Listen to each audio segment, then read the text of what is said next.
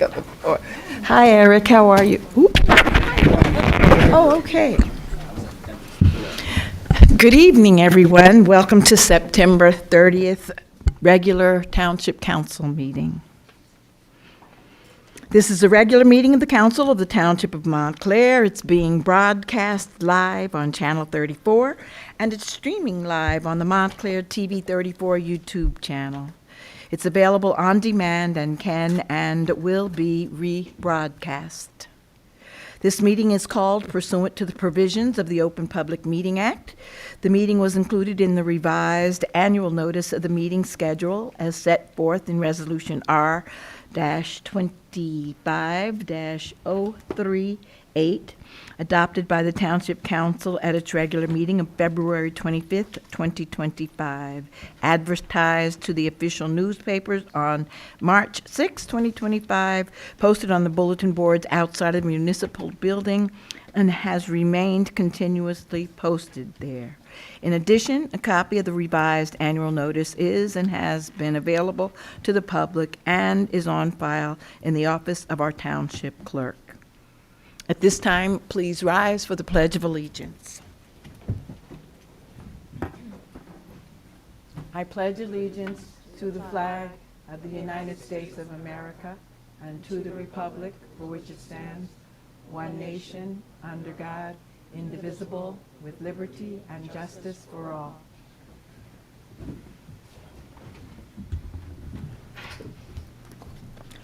Welcome, Madam Deputy Clerk Dominguez.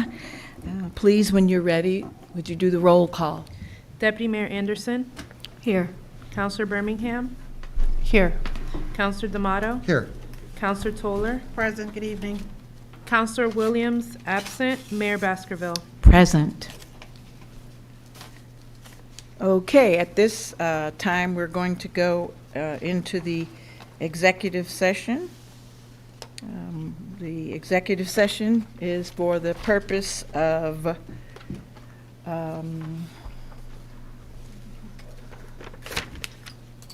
Attorney, will you help me, please? Is there a list of things that we need to identify for the executive session? There should be an executive session resolution. Does involve some personnel matters. I'm just trying to find it in front of me as well. Land use questions for purchase by the municipality. Real estate negotiations. Thank you. Thank you. Discussion of the I interim appreciate- attorney or full-time attorney, as well as the seat vacancy left by former Councilor Birmingham. Thank you very much. Lockman. Austin, Still so here. sorry. No. I was looking at you guys. And I believe apologize, also, no worries, contract negotiation / personnel, one other item as well related.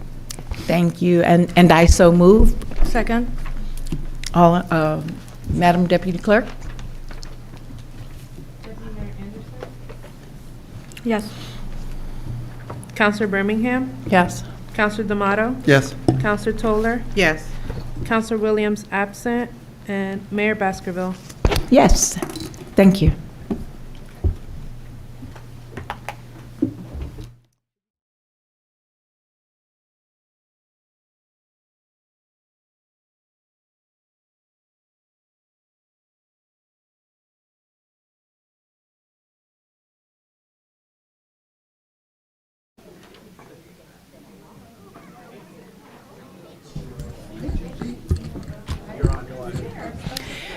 Good evening to those of you who just joined us. We're happy that you're here. Welcome to the September 30th, 2025 regular meeting of the Township Council. We were in the executive session. I'd like to make a motion at this time to exit the executive session. All in favor? Aye. Any opposed? Any abstained? Thank you. Okay. At this point in time, we have a proclamation that we are very excited about. So if there's any family members of Sybil Johnson who are here today to receive a proclamation, we'll ask that you would join us down at the podium, please. And any of the council members that would like to stand with Sybil Johnson and recognize her for her 100 years, please do so at this time.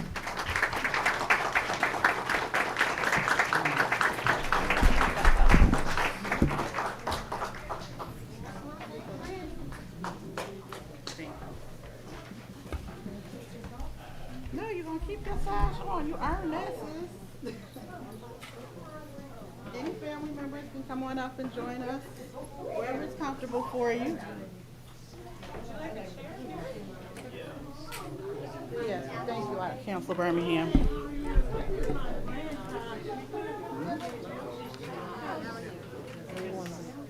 Yeah, come on in close. Would you like a chair? You want a chair? You want to sit or you want to stand? Okay. Well, once she sits, let's turn it to the audience if we can. Wait, baby, wait, dog, wait, dog. Come on, please. We're going to turn it around. We're going to turn this closer. Yeah, we can do that. We'll move it closer this way. Don't move her, don't move her. It's fine. Okay, we're close enough. Everybody in? All right. So thank you for being here and happy birthday. All right, so we have a proclamation from Ms. Sybil Johnson, who was born on August 20th, 1925 in St. Anne's Parish, Jamaica, West Indies. As the eldest of 5 siblings, in the early 1970s, she immigrated to Montclair, New Jersey, where she began her career as an X-ray technician at Orange Memorial Hospital. Balancing full-time work with her education, Sybil pursued her college degree at night, ultimately earning a Bachelor's of Arts from Montclair State University. And whereas Montclair became Sybil's permanent residence, she initially lived on Granada Place, 4th Ward, then moved to Lincoln Street, 4th Ward, followed by Rosedale Avenue, before establishing her own home on Howe Avenue, 3rd Ward. Her life in Montclair was deeply anchored in family, faith, and community. And since the 1970s, Sybil has been a dedicated member of St. Mark's United Methodist Church, where her faith and fellowship have profoundly influenced her journey. At St. Mark's, she proudly participated in the Deyanira Club, a group committed to supporting the church community through fundraising, assisting members with necessities like utilities, rent, and food, granting scholarships to graduating seniors. She also actively engaged in the Women's Community Circle, contributing to various service-oriented initiatives.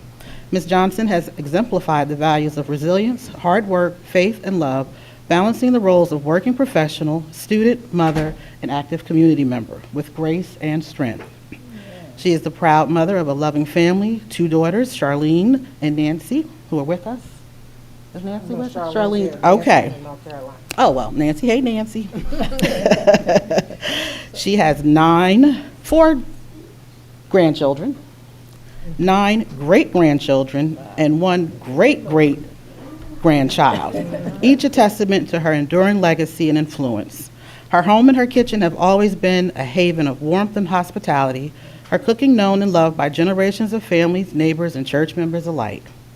Reaching the age of 100 is an extraordinary achievement and a testament to a life well lived, full of purpose, wisdom, service, and deep personal faith. Now therefore, we, the mayor, the council, and the Township of Montclair do hereby celebrate Sybil Johnson on her 100th birthday and recognize her century of remarkable contributions, love, and leadership. We extend our heartfelt congratulations, deepest admiration, and we wish her continued health, happiness, and blessing in the years to come.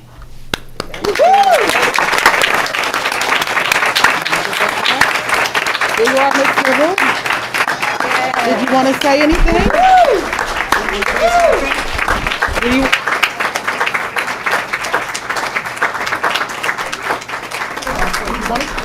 Do you want to say something? Well, I want to say thank you all for a pleasant surprise. Never expected this, never expected 100 years, and I'm expecting 100 more years. I know that's right. Okay. Thank you all for joining us for that. Thank you so very much.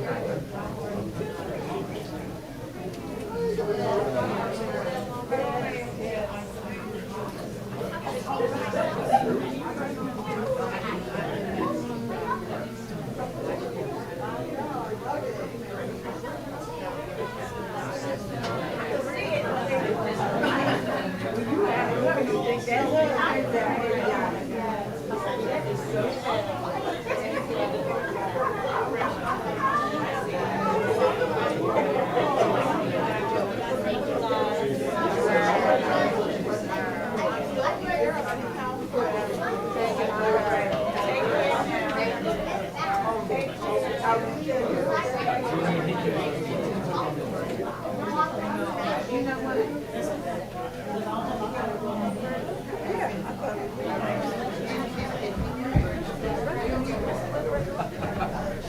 it doesn't have to be like something to bring little kids out in the middle of the street. I just think it should be something open, you know? Huh? Oh. No. It's not gonna be happening for a long time. No. Oh, I know what you're saying. Okay. Yeah. Yeah. That's huge. Oh, what a wonderful celebration of life. God bless you. Okay, let's go to public comment at this time. Hopefully everyone that wishes to be heard signed up at the front table here. If not, please would you do so? And let's begin. I'd like to welcome guest number 1 to the podium, please. Please give us your name and address, and we'd like for you to keep your comments to, how many people have signed up over there? Yeah, there's currently 12 people signed up. Okay, so we'd like for you to please keep your comments to 3 minutes. Thank you so very much. Welcome. Thank you. Yes. There you go. Hi, my name is Maria Eva Dorigo. I'm a resident of Montclair. I urge you to consider a resolution in support of the Immigrant Trust Act. Please put it in the agenda for next meeting. For those who don't know, the Immigrant Trust Act is a bill that is in the New Jersey legislature, and if approved, it will allow New Jerseyans to seek protection and support from state and local agencies without fear of deportation. Many towns have passed already resolutions in support of the Immigrant Trust Act to let our legislators know that the people of New Jersey want this to become law. This is your opportunity to stand with the people, the most vulnerable, with our neighbors, those who prepare our food, those who take care of our old people, the ones who repair our roofs and fix our lawns. This is a moral duty. It is in your hands, within your reach. Stand with the immigrant community. They need us as much as we need them. Thank you. Thank you very much. Next guest, please.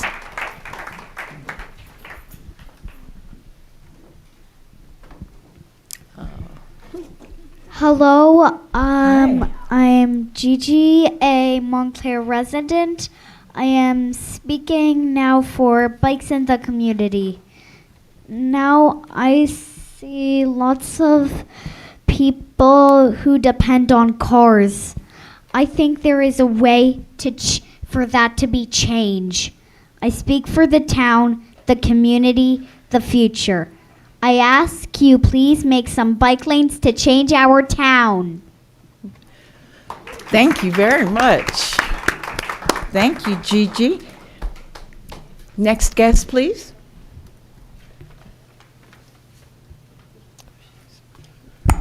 Good evening. I promise I did not coordinate with Gigi, and I cannot possibly top what Gigi has said. But that being said, my name is David Corfich. I live at 58 Tuxedo Road. I'm also here to speak to bike lanes and bike infrastructure generally. I'm actually going to be reaching out to members of the council. A group of us have a project for bike lanes along Grove Street, and we'll be reaching out to you about that.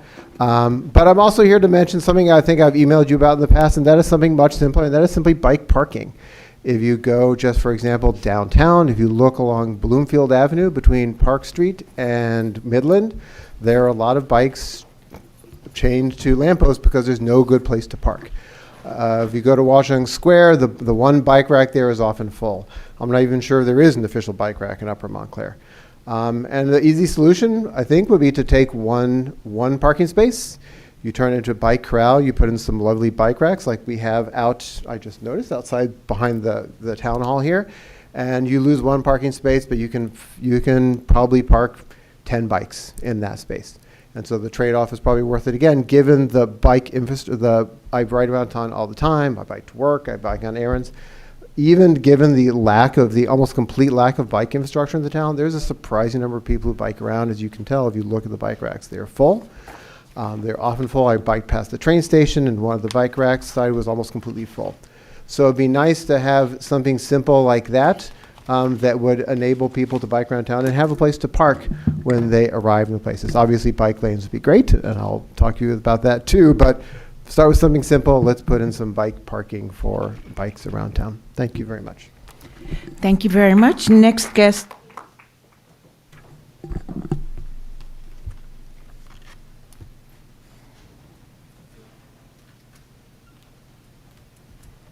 Hi, my name is Karen Spansky. I live at 40 Nishwayne Road.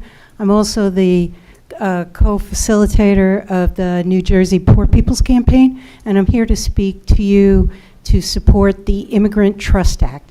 The Immigrant Trust Act would provide vital protection for immigrants in our community. I think you probably know that 1 in 4 New Jersey residents is an immigrant. We have seen horrific ICE raids that have taken people from work, from school, in parking lots, on roofs, and we need to protect our neighbors. We need to abide by the rule of law, and this act would give increased protection to our immigrant community, and we need to put it in place, and we need to get it done now. So we're asking the Township of Montclair, which has a reputation for welcoming all sorts of people into the town, to take the step to let our legislators at the state level know that we are in favor of this resolution and that we need it passed in the lame duck, and we need it signed, and we need it delivered now. Thank you very much. Thank you very much. Next guest, please. It's number 5. I wish I could be as succinct as Gigi, but I can't. So I am here to talk about fiscal sustainability. When you pass the budget, that budget had exactly all the positions that the prior budget had, which is a lot more than would be expected for a town our size. And you knew you're facing double-digit health insurance coverage increases. Back then, I think we're expecting 23%. Now you're expecting 36.5%. I'm appalled. So I would like to ask you, when you're discussing today, if you have time, please tell us what's the plan. Is there any chance you might freeze hiring and really rethink the staffing options that you have? Because Montclair has more employees than a town our size should have. It really is up to Marks and you to decide which ones are essential, which ones aren't, but we don't need as many as you have. And I just saw also, did you see on the 24th that the state reached a deal with their employees? And there will be a monumental savings in health benefits. So I'd like to ask you, instead of passing all of that cost to us, to just this, you already passed it to us last year, don't pass it to us this year. And it's a good opportunity to come back to the table with your labor unions and negotiate health insurance plans that are a little bit closer to what normal people have. Because the people paying these taxes don't have health insurance that's as expensive as you give the employees here. That's just not fair. You can't pass that increase to us.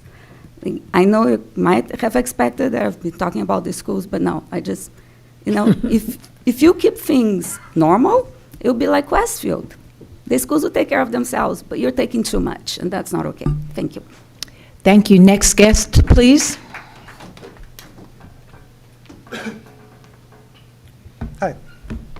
Hi. My name is Parker Chihawk, and I live in the 2nd Ward. I'm working with a statewide immigrants' rights groups to urge town councils to pass resolutions in support of the Immigrant Trust Act, which has been introduced into the state legislature. I'm here today to urge the council to add this resolution to the agenda for next week. Resolutions in support of the ITA have already been adopted by 2 counties, Essex and Hudson, and 18 municipalities, including Bloomfield, Maplewood, and Princeton. The ITA is also co-sponsored by fellow Montclarian Alexon Calazos Gill, and it seeks to codify the directive set forth by Governor Murphy and would ensure that all New Jerseyans are able to seek protections and support from state and local agencies without fear of deportation. It ensures that local resources are used to support local priorities rather than funding federal immigration enforcement. It limits circumstances under which public agencies can collect information regarding immigration status. It requires public schools, healthcare facilities, libraries, and shelters to adopt model policies to ensure that eligible people feel safer when seeking public services. It prohibits state and local law enforcement from cooperating with federal immigration authorities and eliminates carve-outs in the current non-enforceable directive. I've provided each of you with a draft of the resolution, and I've already spoken with a few of you. This resolution is not controversial and offers our township an opportunity to live up to our reputation as a diverse and inclusive community where people of all statuses are welcome. So I urge you to please add this to the agenda for the next meeting, and let's make Montclair the 19th municipality to resolve to be on the right side of history. I thank you for your time, and I look forward to working with you all. Thank you. Next guest, please.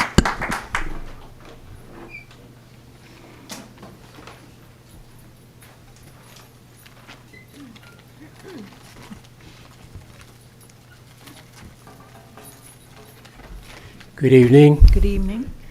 I'm Reverend Dennis Washington. I'm a resident of Montclair. This is my first meeting. I've been away on sabbatical. I know Mayor Baskerville. I know that she is a keen woman of business. The rest of you young ladies and gentlemen, I'm here to meet and greet you. Thank you. Thank you very much. Next guest, please. Hi, my name is Tony Faber. I've come up from Union County to talk to you in support of the Immigrant Trust Act and urge you to put a resolution forward in the next session. I'm here because I've seen my community in Scotch Plains and nearby communities in Plainfield and Woodbridge been hit by ice raids hard over the last few months. Not to pick up criminals, but to round up day laborers, to pick up ordinary people or ask ordinary people in the streets for their papers in violation of the Fourth Amendment. This is not okay. And moreover, Jack Citarelli has said if he wins the governorship, he will have your local police working with ICE to deport people. This would be a disaster for your communities in many respects, particularly in terms of public safety. In a community like Montclair, it's important that people feel safe coming to the police to talk to them about crimes or anything else that's going on. And if the police are coming to round people up to deport them, no one will be talking to the police, not immigrants, not their friends or relatives. So I urge you, as others have done here tonight, to put forth a resolution to help move that forward in the Assembly and Senate. Thank you very much. Thank you very much. Next guest, please.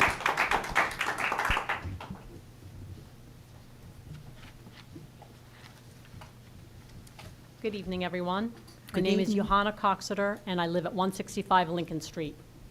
First, I want to say I'm totally in support of bike lanes, bike parking, and the Immigrant Trust Act. That's not why I came here to speak, though. So around the corner from me, there's an extension going up at 30 Irving Street. The lot is 30 feet wide. My understanding is that setbacks need to be a total of 30 feet on the sides, which would leave nothing. So they need to get a variance in order to build on this lot. But don't they have to notify all the neighbors within 200 feet about a variance? Because we didn't get notified. They're already building back there. So who is responsible for things like this? I mean, I'm not asking that. I want to know, who do I go to? Or is there somebody here who can take this up and get back to me? Manager? So typically, a homeowner or property owner, when they're submitting construction plans for approval for building permits, before the construction department issues a building permit, they look for concurrence from the zoning officer. So the zoning officer would typically issue a zoning certificate that it's in compliance, or if it's not in compliance, that flags the application to the construction department to deny the construction permits and send the application to the zoning board for a variance. So I'm not familiar with what you're speaking about, but I would be more than happy to look it up after today's meeting. May So I? I could give you my. I emailed you on this particular. Thank you very property. much. Oh, great. So there's been no zoning board. They haven't been in front of the zoning board, so there's a bigger issue here, and hopefully we can get it resolved. Okay. Should I reach out to you, or you'll reach out to me? Oh, That's me. thank you. Sure. And thank you, everyone. Thank you. Next guest, please.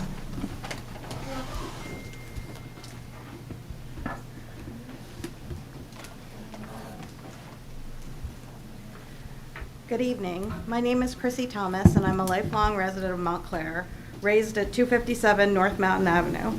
I'm a proud graduate of Montclair Public Schools, having attended Edgemont, Mount Hebron, and Glenfield. I graduated from Montclair High School in 1987.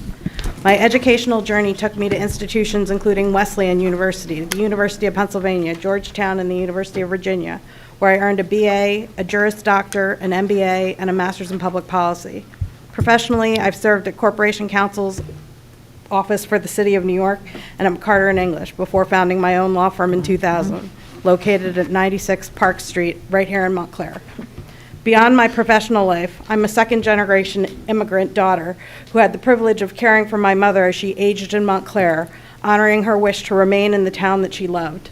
She raised 3 doctors and a lawyer, and she chose me to do her dialysis for her. I'm a proud mother of a young daughter who's now walking the same educational path I once did. She's currently a freshman at Montclair High and plays varsity field hockey, a freshman goalie on the turf field. She fills me with immense pride and a little bit of fear. As I sit in this chamber tonight, I'm deeply concerned, like so many others, about the nearly $20 million deficit facing our school board. I recognize the budgetary limitations this council must work within, but I also believe that fiscal responsibility and transparent governance are fundamental to public trust, and I'm committed to ensuring that every dollar of public funding is used wisely and effectively. I want to sincerely thank those who have spoken out on my behalf in the local and to others, and to those who have personally reached out to me to express their support and ask about my willingness to serve in Carmel Loman's vacant spot. I remain ready and willing to contribute. I truly believe I can make a meaningful impact if appointed. I also want to recall my public support for Dr., now Mayor, Baskerville when Councilmember Iacobello stepped down. I, like many of you who were not yet elected but spoke then, continue to believe that someone who ran for office in this past election should be given serious consideration by this council. It's not that anybody else can't do the job, it's just that the people who ran demonstrated their commitment. My love for Montclair has never wavered. My aim remains the same, to bring transparency to our local processes, to ensure that needs of residents are met with responsiveness, and to support responsible, accountable governance. Having a seat at the table and a vote matters. Far too many people in Montclair feel unheard right now. I hear them, and I want to be part of ensuring their voices are not only acknowledged, but acted upon. Thank you. Thank you. Next guest, please.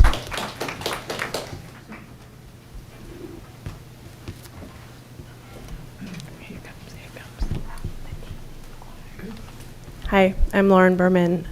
I support Christy. I sent you all an email to that effect. I wanted to talk to you about the schools. I will not be asking you for any money for them.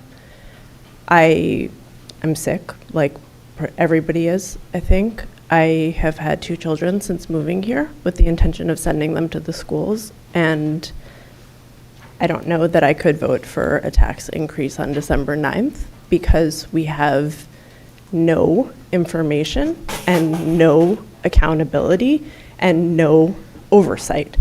So what difference does it make if we give them more money if we have no idea how they are going to spend it or whose pockets they're going to line at central office, since apparently there hasn't even been a single layoff there? So you are, I think, a lot more uniquely positioned than any of us individually are as residents because the district has asked you for money, and you have the ability to put prerequisites and conditions on giving them money should a mechanism arise in the future in which you can do so. Everybody who lives here has an incredible amount of anxiety all day, every day now, not just parents with kids in the schools, but seniors who may have to move if their taxes are raised. 100% of the people who live here are under an incredible amount of stress right now. And I recognize that this is not on your agenda tonight, but I think in the interest of transparency, rather than reading something in the newspaper, we could all use just a moment from each of you tonight to tell us what requirements you would have of the district before you would give money, so that many of us may receive the information that we need in order to make a responsible vote when that time comes for us. Thank you. Thank you very much. Next guest, please.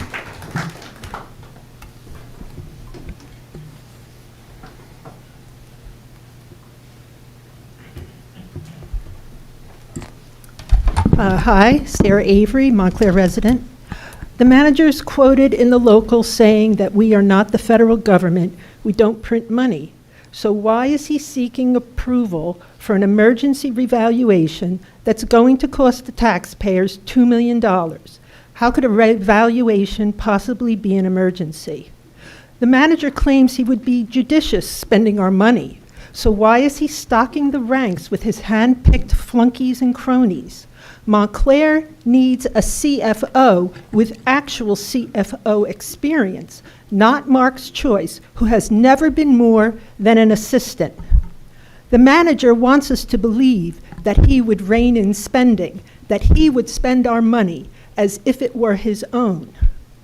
Attorney Tonteski wants another $50,000 to pay the land use attorneys for costs already incurred. Attorneys are prohibited by law from incurring costs without approval. Incur means to become liable or subject to. As used in a sentence, the attorney committed a crime in the 4th degree by incurring legal costs without authorization by the council. The town has been notified that there is an illegal addition being built at 30 Irving. But despite Councilor Toller's advocacy, the town has taken no action. There's no code enforcement, rent control enforcement, or traffic enforcement. Montclair has become a dangerous place filled with people who exploit their neighbors to enrich or empower themselves. And isn't it awesome, Councilor Anderson, that the residents of Montclair have Team Corruption working on their behalf? I didn't think it was possible for this council to get any worse than it was under LaPola, but here we are. Next guest, please.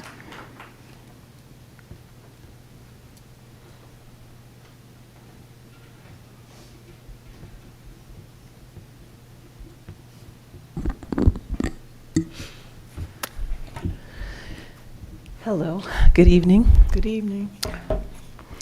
Ahava Felicidad here.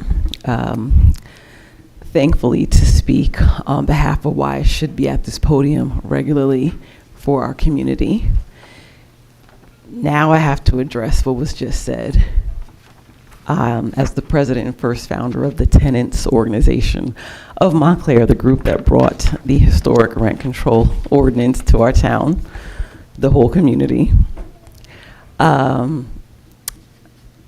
what I know, rent control is working, and I'm unsure why the person before me mentioned rent control is something that's not being managed well. I'm not hearing that at all from tenants or any of our leadership. So anyone out there, rent control is working, and we have plenty of tenants who are very happy with the fact that we have a 4% cap and 2.5% for our more mature adults, also known as seniors. I really wanted to come up today to make sure that everyone knows that we are still moving forward. So we have updated the Facebook page. The meet and greets are on Sundays. So we've picked one day a month continuously. That has not stopped. But now we will focus on Sundays. Seems to be a good day. And we will be offering or opportunities for anyone to come and volunteer to record content for the radio show, which you've heard me speak about before. And just again, we're continuing with that. We are stockpiling content. So if you have someone you'd like to recommend to be interviewed for the show, please reach out to us at tenantsorganizationmontclair@gmail.com, and we continue to stockpile until we upload content that will be on Radio Free Montclair. And we have been checked in on to make sure that things are still moving forward, and they are. And we have been continuously inviting leaders, not only in the Township of Montclair, but in the state of New Jersey, who are getting approvals to come on and run content for the show. We have tenants who are helping as well, and hope to see more renters coming to the podium to say thank you and say how things are working with our historic rent control ordinance law that you can all find on eCode 360, or type in Montclair rent control and go right to the township's website. God bless. Thank you all. Have a good night. Thank you. Next guest, please.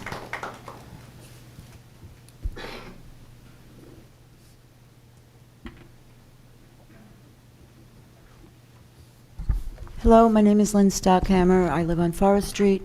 Mayor Baskerville, I apologize. You sent me a message regarding the flags being lowered for Charlie Kirk on September 17th. I'm just finding it now when I was scrolling through, trying to find other towns that stood up against lionizing a racist, misogynist, homophobic, could go on and on with the adjectives, person who was not a person in government.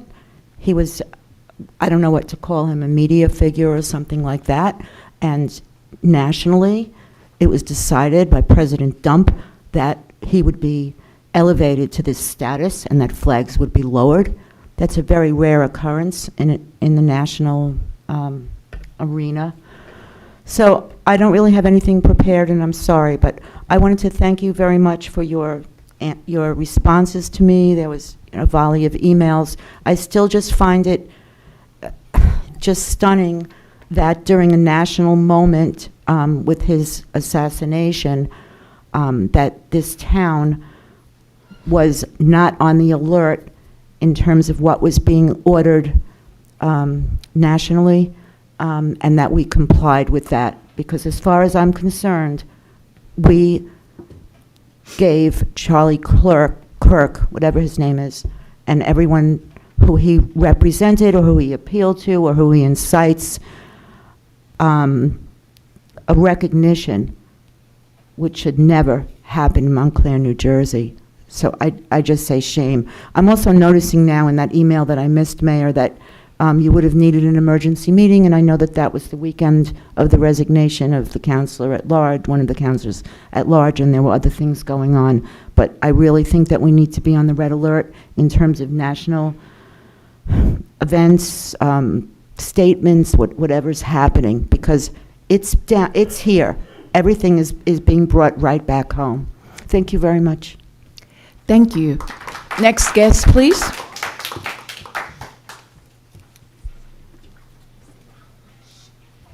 Bill Harrison, 8 Harvard Street. For those of you who are not looking at your phones, the Yankees are losing 2-1 in the 7th inning. Keep you informed. I'm here on your resolution extending the time period for BDP Holdings to enter into a redevelopment agreement and submit an application. The first resolution you adopted set a date certain for the submission of the application to the planning board and execution of the redevelopment agreement. The second resolution extended both those dates but set a date certain. The third resolution in July, when I couldn't be here because of my wife's health condition at that point, extended the date for entering the redevelopment agreement, but did not simply said for the submission of the site plan application that it had to be after the execution of the redevelopment agreement with no time frame. The current resolution repeats that. I think, and I've done this both for developers and municipalities, would be better if you set a date certain. It may have to be extended, like these dates have been extended, and I would not be surprised if you have to extend the date for the redevelopment agreement. But I think it sends a message to the developer. I think it sends, more importantly, a message to the township residents who want to see the site redeveloped, that the township is holding the developer's feet to the fire and putting a date. I would suggest 6 months after the execution of the redevelopment agreement would be more than reasonable to submit a site plan application. But so you have something to hold over the developer's head. The redevelopment agreement could specify that, but I think a continuing message of you want the site plan application submitted promptly with a time period with which that should be done, that you should amend the resolution to do that. Thank you. Thank you very much. Next guest, please.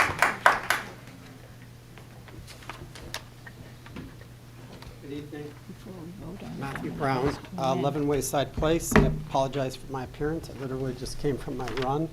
I'm actually here just to follow up on my presence here at the last council meeting regarding the rental of metered parking on Church Street, to follow up on that issue. I've written to everyone here. Mayor Baskerville, thank you for your communication regarding that matter. But the issue remains that one single restaurant on Church, did I mention my address? 11 Wayside Place. My business is at 20 Church Street. I've written to everyone here, but the issue remains that 50% of the parking on Church Street, 5 of the 10 spaces are occupied every Friday and Saturday night by a single restaurant, Fresco de Franco. Councilor Williams, I've written to you directly. I've not gotten a response from anyone here actually except for Mayor Baskerville. And I'm here to find out, what do I need to do to advance my cause? I don't get a response. I pay a ton of taxes in this town. I've lived here 18 years, and I think I at least deserve an email response, especially from my council representative. I don't know what's going on. I've never come here with any other issue. I'm not pestering the council, but this is important. One business has half of the parking spots. There's no need for valet parking on Church Street. There are 470 parking spots in the Crescent, which is 2 minutes away. I came here and made my case. Whenever the last meeting was, I've written to the township manager. He doesn't respond to me. I'd at least like a response. I mean, a little respect, please. And if someone could tell me what to do. I didn't catch your name. Matthew Brown, 11 Wayside Place and 20 Church Street. Yes. Councilor Williams? Yeah. I apologize, Mr. Brown. I did get your email, and I was in the process of emailing you back, but I haven't, no excuse. We have a meeting to talk about parking, your issue, as well as other parking-related issues, and it's going to happen in October.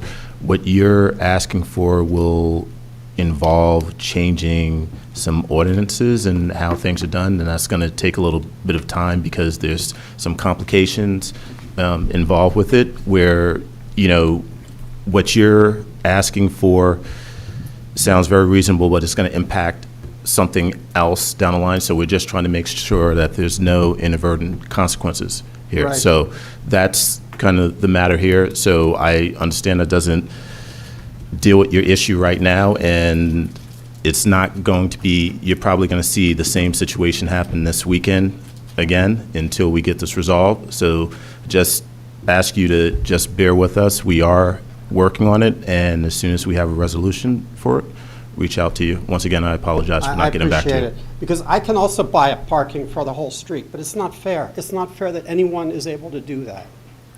Thank you. Thank you very much. Next guest, please. Is that it? That's no more speaker. Okay, is there anyone that forgot to sign up who would like to come down at this time? If not, I'm going to close the public comment portion of our meeting. Okay.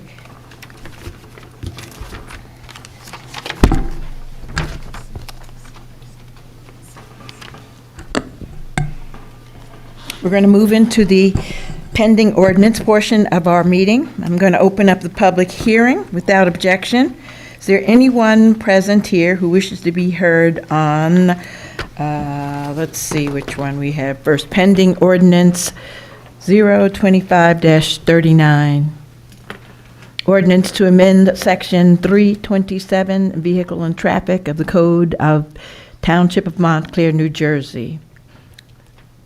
A speaks about Harrison Avenue and Porter Place. Anyone who wishes to be heard on this? No, counsel? I just support it. Thank you. No, I'll just say that, I'm sorry. It's a multi-way stop intersection for Harrison Avenue. It's a major street. The minor street would be Porter Place, for those at home that may not have the agenda in front of them. Okay. Madam? Who's the second? The second. Second. Deputy Mayor Anderson? Yes. Counselor Birmingham? Yes. Counselor D'Amato? Yes. Counselor Toller? Yes. Counselor Williams? Yes. Mayor Baskerville? Yes. Councilor D'Amato? Pending ordinance O-25-40, an ordinance of the Township of Montclair in the County of Essex, amending the Township Code, Chapter 136, and establishing a credit card transaction fee for all Township of Montclair credit card transactions.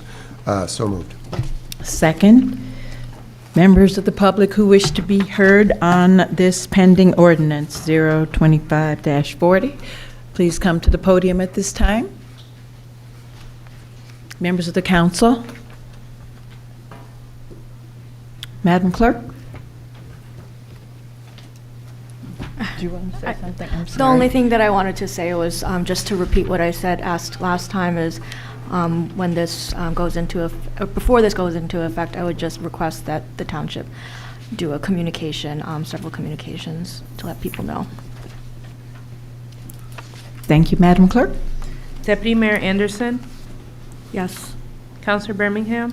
Yes. Counselor D'Amato? Yes. Counselor Toller? Yes. Counselor Williams? Yes. Mayor Baskerville? Yes. That ends the portion of our public comment where we have pending ordinances and the opportunity for members of the public to be heard. We're going to move on to new business ordinances. Councilor Birmingham, please. Yes, this is, I have it as agenda item C. Sorry, let me, yeah. This is an ordinance authorizing a special emergency appropriation for the preparation and execution of a complete program of revaluation of real property for the use of the local assessor of the Township of Montclair in the County of Essex, New Jersey, including preparation of an improved tax map. And I so move. Second.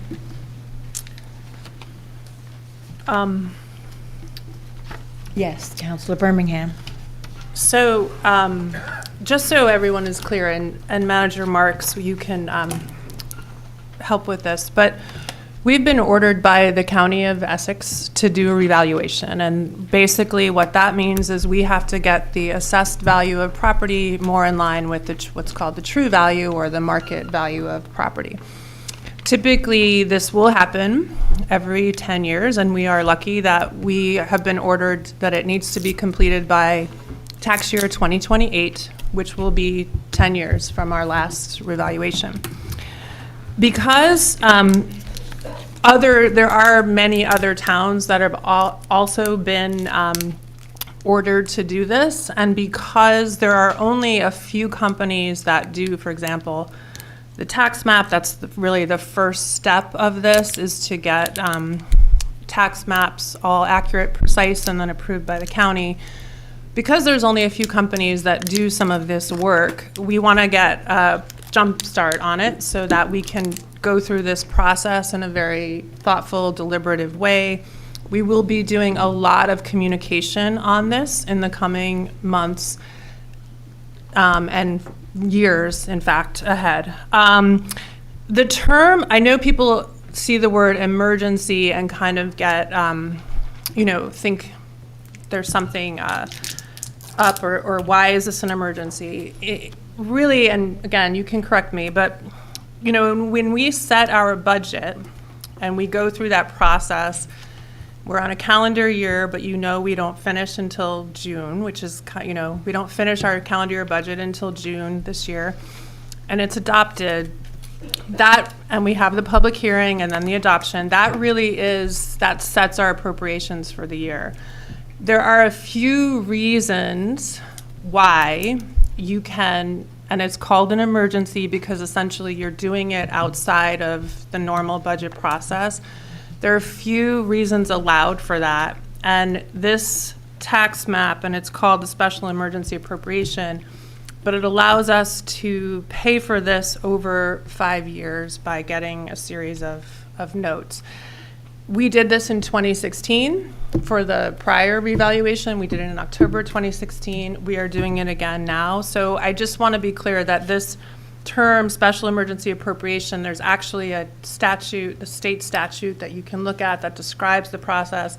This is one of the allowed reasons for us to do it. And so I don't know, Manager Marks, again, we will be doing a lot of communication about this revaluation process, but this is really the first step in the process for us. I don't know if you have anything you want to add at this time. I think you covered it all, but there are approximately 11,000 line items, 11,000 properties in Montclair. So the valuations are constantly fluctuating. So through this ordinance, the town will be hiring a company eventually down the road, not immediately, to do an assessment or a reassessment of those 11,000 properties.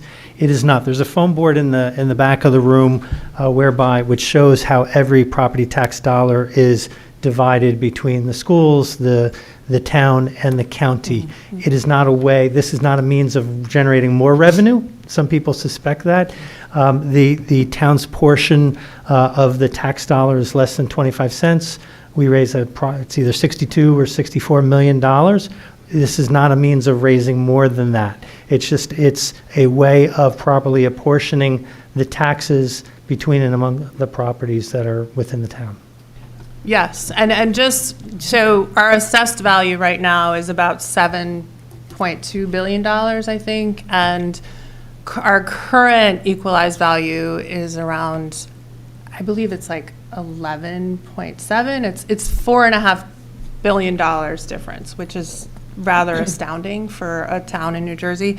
And tomorrow, it's October 1st, when the state will release the new equalized evaluation values. So it'll likely be even higher, our equalized valuation. And that impacts school funding, it impacts our county tax, and it impacts what the library gets. So stay tuned for tomorrow. That's coming. But again, this, as you said, this is a revenue neutral exercise. It is really just to get balance between assessed value and market value. Thank you. Thank you very much. Deputy Mayor. Thank you. So, yes, and again, it's allowable by statute. I think my one question that I had is just for the purposes of, and I know there's going to be a big, a lot of education around this, and that's being planned by the Finance Committee, which is going to be very helpful. But is there any sense of when adjustments to property owners' tax bills would show up after this valuation is done? 2018. 2028. I'm sorry. 2028. 2020. Say we're going back. Okay. Going back in time, 2028. Okay. It is set for, so it's an involved process because every house has to be looked at, and then you receive your sort of preliminary assessment and et cetera. And then, but it will go into effect for 2028 tax year. Just in time for us to get out of here. Question. I'm just quite curious, this $2 million, is that enough? Where did the estimate come from? Is it something that we used from 2016 and just added a little money, or is that the normal? It actually came from the tax assessor. I think there's not a formula, but a standard. So it came from the tax assessor. I could find out with more clarity where exactly that number came Because from. I think he's estimating like $125 per house to evaluate each house. And I think he said 1.8 million, but we're putting on 2 million just for the. Okay, and in the section 2, it just says if not, of not less than 1/5 of the total amount. Do we need to put a number there, or should it just stay at less than 1/5 of the total amount? Do we know what that number is? So basically what we have to do is pay, no, forgive my math, we'd be over, what's 2 million divided by 5? 400. Is $400,000. Thank you. So go ahead. For a special emergency, it's basically you're either taking out a loan or a note, or you're even borrowing against yourself if you have the cash reserves, and repaying that over a 5-year period. Thank you.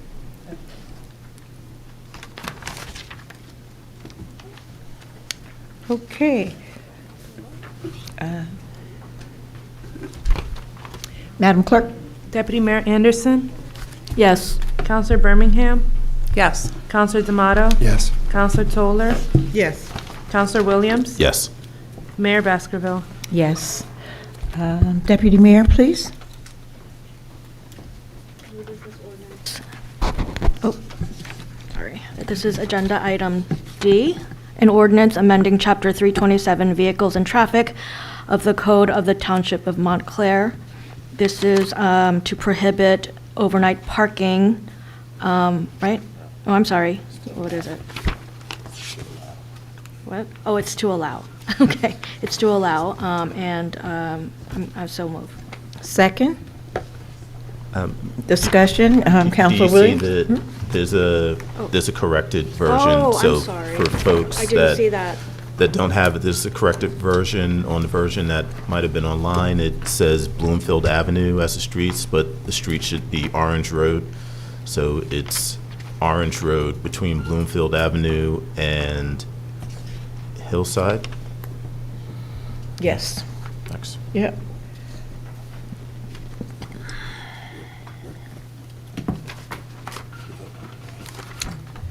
Madam Clerk?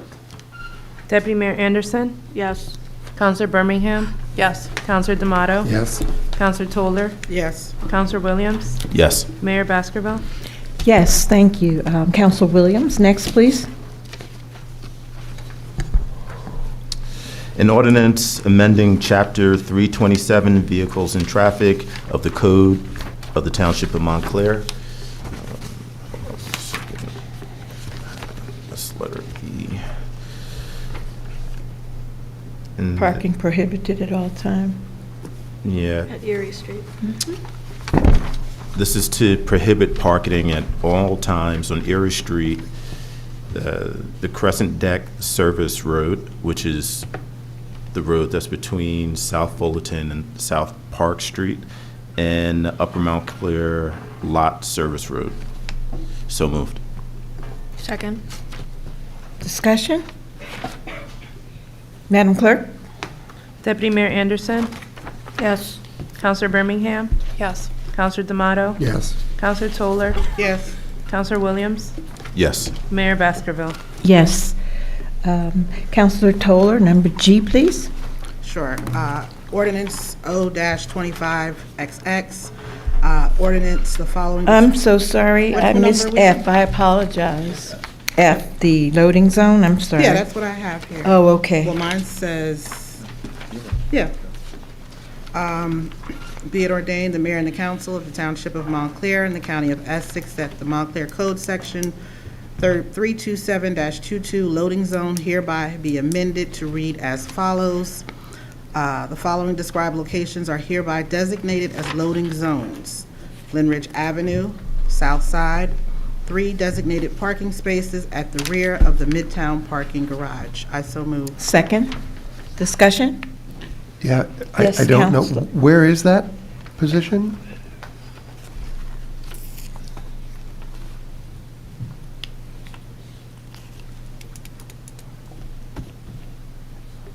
Good evening, everyone. Good evening. It's the 3 spaces that we have directly behind the stores, between the Midtown deck and the actual stores. Oh, What's okay. happening is we designated them as loading zones when we put the Midtown garage, when we opened up the Midtown garage. Never went into ordinance, so we really can't enforce it, and people are just using it as normal parking spots. I've noticed it. Thank you. Okay? Good work. Excuse me, you said people are just using it as parking spots? Well, because we can't enforce it, people are parking there all day. They figured out that they can park there all day, even though we told them that we can't, you can't park here. We can't ticket them. So if this ordinance passes, then we'll be able to actually ticket them and enforce the loading zone. And a sign wouldn't work? We have signs there, we have 30-minute signs, we have 30-minute parking, ticketing, we have everything there, ma'am. Thank you, Madam Clerk. Deputy Mayor Anderson, Yes. Counselor Birmingham, Yes. Counselor D'Amato. Yes. Counselor Toller, No. Counselor Williams, Yes. Mayor Baskerville. Yes. Council D'Amato, would you please do item number G? Item number G, an ordinance amending Chapter 327 vehicles and traffic of the Code of the Township of Montclair. So moved. Second. Discussion? Can we just, do you want to just say what it is? Yeah, it's a bus stop on Park Street northbound at Munn, the far side of Munn, beginning at a point 200 feet. Sorry. This is for bus stop. The following locations are hereby designated as bus stops. No vehicle other than an omnibus, picking up or discharging passengers shall occupy it, and this is on Park Street, northbound at Munn Street on the far side, and then Park Street on southbound at Portland Place, far side.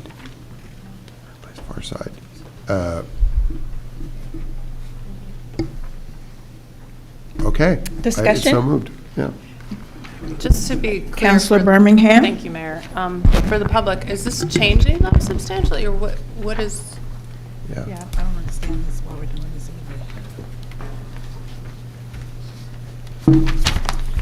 either. In the process of trying to clean up some of the code with traffic, I found that at one point, New Jersey Transit had the bus stop located at a different location. So in our current code, these are not the correct measurements. This will correct it so that it is, we're not moving the bus stops. We're just correcting it in the code so that it's where they physically exist now. Where, you said Park Street and Munn, so the bus stop's right now in front of the Y, correct? Correct. And it's going to continue to stop in front of The bus stop Y. is not moving, Counselor. Okay. We're just correcting it on the code because right Just the now, numbers? the code states that the bus stop is actually in front of Immaculate. So we're just trying to fix the numbers. Now, what does that do for transit if they need to idle? I know sometimes when they drop the kids off, I see buses are just sitting right there in front of the Y. Are they still going to be allowed to sit there, or was that used for idling? Because I know buses sometimes pull down the street a little bit Those to park- not block the front of the Y. Yeah, no, the spaces in front of the Immaculate are actually parking spaces. So the Not the bus parking stop. lot. Was this No, in not front of in the front of the parking lot, This is where yes. the buses used to wait, right there in front of that parking lot. We're not changing any of that. Okay. We're not changing any of Okay. that. Madam Clerk? Deputy Mayor Anderson, Yes. Counselor Birmingham, Yes. Counselor D'Amato. Yes. Counselor Toller, Yes. Counselor Williams, Yes. Mayor Baskerville. Yes, thank you. Counselor Birmingham, please. Yes, this is a new business ordinance H. This is an ordinance amending Chapter 327-24 handicap parking. And this will add off-street handicap parking spaces at the lot at Plymouth Parking Plaza. It'll be 6 spaces, 2 of which shall be van accessible. And I so move. Discussion? Madam Clerk? Deputy Mayor Anderson, Yes. Counselor Birmingham, Yes. Counselor D'Amato. Yes. Counselor Toller, Yes. Counselor Williams, Yes. Mayor Baskerville. Yes, thank you. Deputy Mayor, please. Agenda item number I, An ordinance amending Chapter 327 of the Code of the Township of Montclair. This is an ordinance amending Chapter 327-31 and 327-32, which incorporates some addendums and additions, adding pay stations, aka multi-space meters, adding credit cards as a form of payment, and removing pay by space from the code, since we are only using pay by plate throughout the township, and I so move. Second, discussion? Madam Clerk, please. Deputy Mayor Anderson, Yes. Counselor Birmingham, Yes. Counselor D'Amato, Yes. Counselor Toller, Yes. Counselor Williams, Yes. Mayor Baskerville. Yes. Counselor Williams, please. It's an ordinance amending Chapter 327, Vehicles and Traffic of the Code of Township of Montclair. The purpose of this ordinance is to amend 327-36 of the Montclair Township Code. This proposed amendment ordinance updates the off-street parking meter zone and the name of the parking facilities as follows: Midtown Parking Deck, ground level, added, and a designated parking meter zone, effective 24 hours every day. So moved. Second. Discussion? Madam Clerk? Deputy Mayor Anderson, Yes. Counselor Birmingham, Yes. Counselor D'Amato, Yes. Counselor Toller, Yes. Counselor Williams, Yes. Mayor Baskerville. Yes. Counselor Toller, please. Sorry about that. I turned the Number mic. K. New business ordinance, an ordinance amending Chapter 327, Vehicles and Traffic of the Code of the Township of Montclair. This is to amend, safety sticks. Yay. I so move. Second. Discussion, or anyone wanted to explain? Counselor Williams? Well, if we could introduce the vendor for the safety sticks, Do he we- can answer any questions. Oh, do we have questions? I do. Oh, I'd like to okay. know where they're going to be placed. Okay, Counselor Toller? If you can tell me where these safety sticks are going to be placed throughout the township? Well, we're going to start, our plan was to start off very simple with 10 safety sticks and go from there. We're not going to install them all over town at this point, because we want to see what kind of effect it's going to have on traffic, what kind of effect it's going to have on the manner in which people react to them. Where will those 10 go? And then no parking any times, no stopping and standing any times. However, these safety sticks can be used in the future for the 5-minute, 10-minute drop-off zones, the loading zones, the cross-hatched areas on Bloomfield Avenue or anywhere in town, the south end, Upper Montclair, anywhere we decide to put them, they can be installed. So they're meant for behavior changing, and they're meant for the people to, we can't have a PEO at every single intersection at every single minute of the day, where these will basically monitor the areas. So do you have something to say? This is Ken Wallens, by the way. Yeah, He's and the I'm vendor just curious for safety how sticks. it will be monitored. Do so these have little he can cameras on them, or? He can explain more. Yep. As Mr. Germano rightly said, first of all, I'm Ken Wallens with MPS, and we're the company that provides the safety sticks. We've had a lot of success in New Jersey, and I can talk about some kind of case study type of information that we have. And as Mr. Germano rightly pointed out, this is about modifying behavior. There's nothing controversial about when someone parks in a crosswalk. It presents a very real safety hazard. I noticed that Montclair is a Vision Zero city. We're a Vision Zero partner. We're very proud of our partnership with Vision Zero. We have cities like Somerville, right outside of Boston, Massachusetts, that have come to us. Jersey City has signed a resolution and intends to move forward. They're a major Vision Zero city. So just pointing out that this is really about public safety, and to touch on what Mr. Germano just said, this is, when enforcement officers, when you're relying on patrol or directed enforcement, it's probably effective only about 5 to 7% of the time. When you put in persistent enforcement, people see that they cannot park in these spaces, and the enforcement kind of has some muscle behind it. We have a unique model in which we're only paid based on violations that the municipal officer, whoever the authorized officer is, whether it's the police department or the parking authority, they only pay us a license fee based on those. That has the effect of making sure that all municipal partners that we work with are cash flow positive from day one, so it's a unique model. We cover all the upfront costs, including the installation. I'm very proud of the fact that we have about 15 municipal partners right now in New Jersey. All of them are still in force. All of them are happy with how it's working, and about half of them have added more devices in phases. Nearby, Belleville has recently launched. Their plan is to start with an initial phase of about 10, and they're already in the process of looking at adding more, up to about 30 more. So with that, I'm happy to answer any questions. Deputy Mayor, Councilor Williams, and Councilor Toller. In that order, please, Deputy Mayor. So, I just wanted to... My microphone. So, just to make clear, and we did review it, so this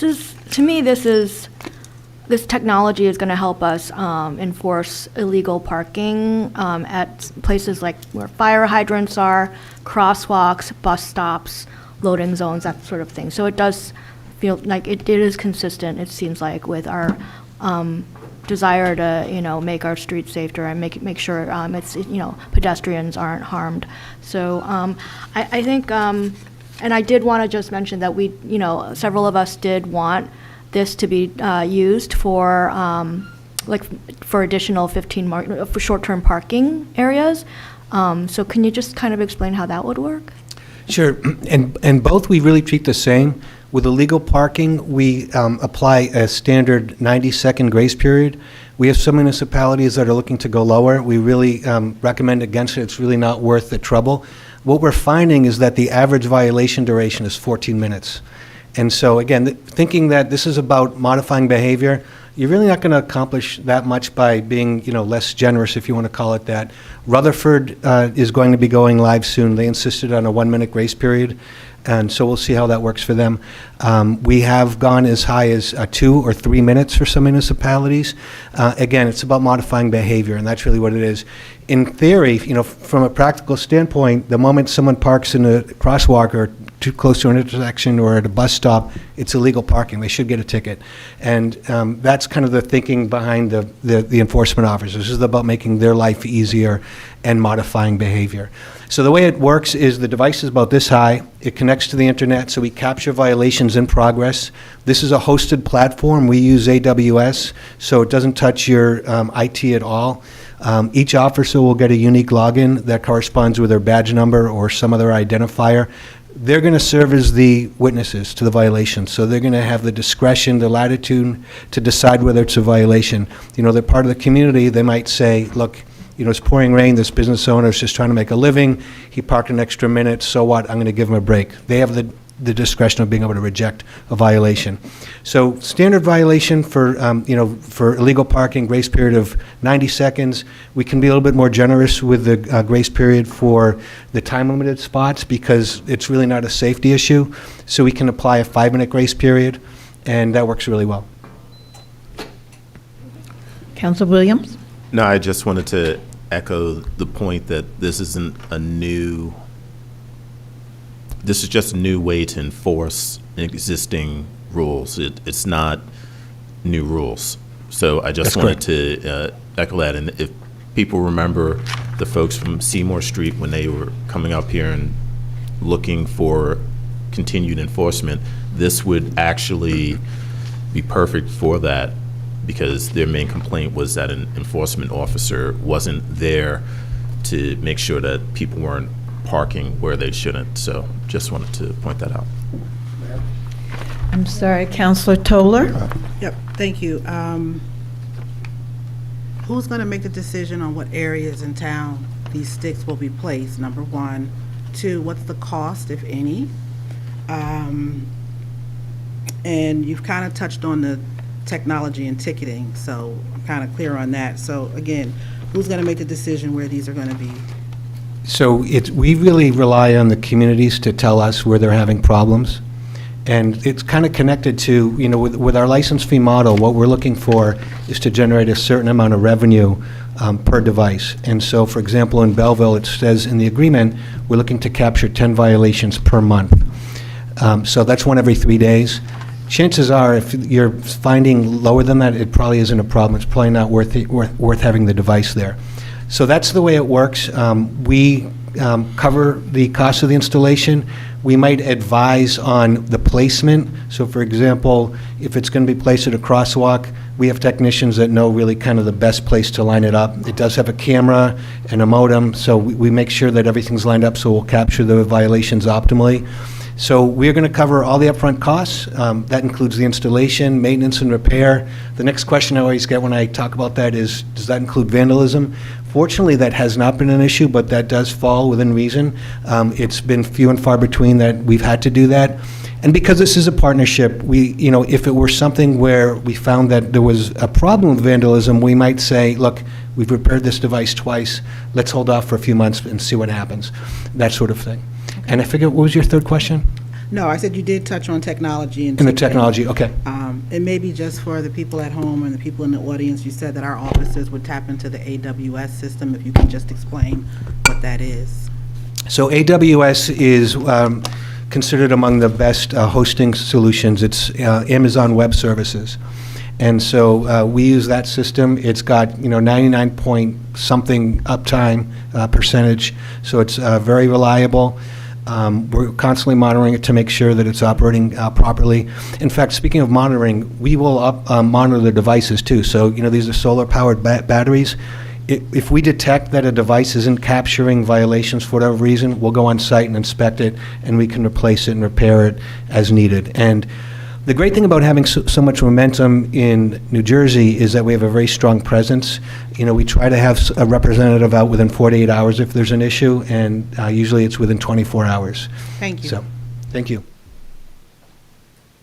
Thanks for coming so much, and everybody for the work that they've done on this. I would just say I do think everybody at home should, open your ears and open your eyes. I mean, this is a technology that on balance I approve of. But it comes with some questions. I mean, it is true that you're going to be putting it for the time being in places where parking even for 1 second is a violation, and if a police officer were to see that. But it is a piece of surveillance technology. Drinking on the street, alcohol is against the law, and there may be places where there are cameras everywhere, and you could say, well, we're just catching people who are on the street drinking. And I'm, a little bit speaking of the book, my wife is in the surveillance technology watching business. She's on the other side, she's watching. And I do think we just need to be mindful about what we're voting for here. Again, on balance, I am for this, but it does mean that there will be robots on the street watching us everywhere we're going, and I think people, need to think about that. And the second thing is, I'll just say I'm a little crestfallen. Early in this process, I had encouraged my colleagues on the council and on the staff to look at ways that we could make this both carrot and stick rather than just literally stick. And to include in this pilot program several 15-minute spaces, the most conspicuous of which, the most important of which, was proposed to me by my opponent in the election that I won, who got it, who figured out the perfect space that needs it in front of the Starbucks. And I just was really excited about having this as a pilot there to be able to say, now you can actually park there, go in and get your coffee and leave. And we just somehow weren't able to get it together. And I just wish we could do that now. I mean, maybe you get your first 10 sticks to just cover the most critical places that people shouldn't be going. But after that, I would like to give something positive to people rather than just a ticket for doing the wrong thing. Is that okay? Absolutely. Okay, so let's work on it. Yeah, but. Councilor Toller? Anyone else have any more discussion? Madam Clerk, please. Deputy Mayor Anderson, Yes. Councilor Birmingham, Yes. Counselor D'Amato? Yes. Counselor Toller? Yes. Yes. Counselor Williams? Yes. Mayor Baskerville? Yes. Who's next? Is that you? Who did the last one? Who did the sticks? Counselor D'Amato, please. Agenda item L. L. An ordinance amending Chapter 230 parking lots of the Code of Township of Montclair. So moved.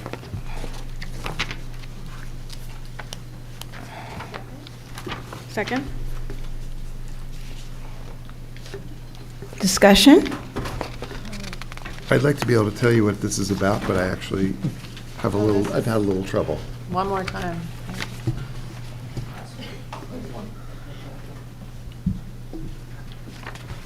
Sorry, Counselor. I was just trying to clean up the code, and that's why we have Yeah. John and I help me That's what I figured. work cleaning some of this stuff up. It's basically just cleaning up. We got rid of the hang tags. We got rid of. We put in the license plate phrases so that everything is pretty much trying to keep everything up to code. A lot of the stuff was wrong. A lot of the stuff was outdated. So that's why we just cleaned up 230. That's all it is. Nothing. We didn't put anything special in here. So Well, thank you for doing that. no problem. I appreciate that, because a lot of our ordinances are. Yes, I know. I know.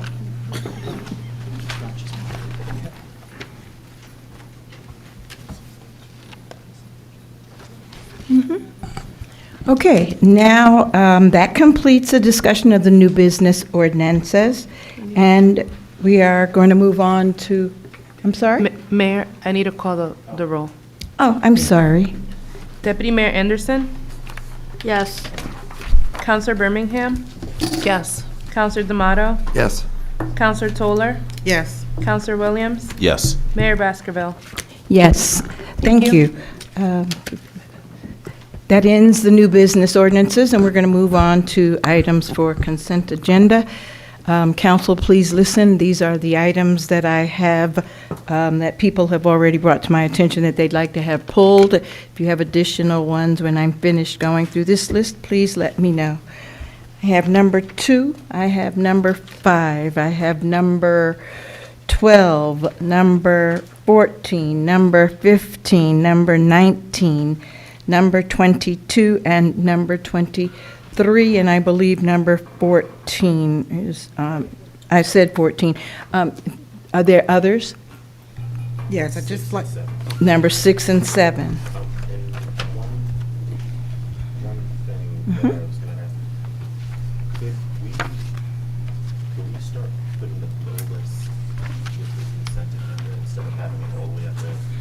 Okay, let's try that starting tonight. That's a good idea. Are there other items that people would like to move from the consent agenda? I just want a discussion for it, so I'm going to remove it, and I'm sure it'll go back. It's number 1. Number Thank 1? you. We need, number 4 was just added to our list to be removed. And Counselor Birmingham, will you please do the bill list? You wanted me to do the bill list now, right? Counselor Birmingham? Okay, Counselor Williams. How about Counselor Williams?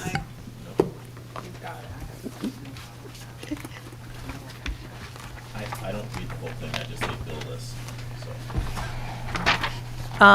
Whereas invoices against the Township of Montclair in favor of the following persons for the amounts set opposite their respective names have been received, duly audited, and found correct. Now therefore be it resolved by the Council of the Township of Montclair and the County of Essex that said invoices be and they are hereby ordered paid, etc. And I so move. This is in the amount of $1,410,000, nope, $986.53. Second. Mayor? Yes, sir, Counselor D'Amato? 11, please. Take 11 out as well, okay.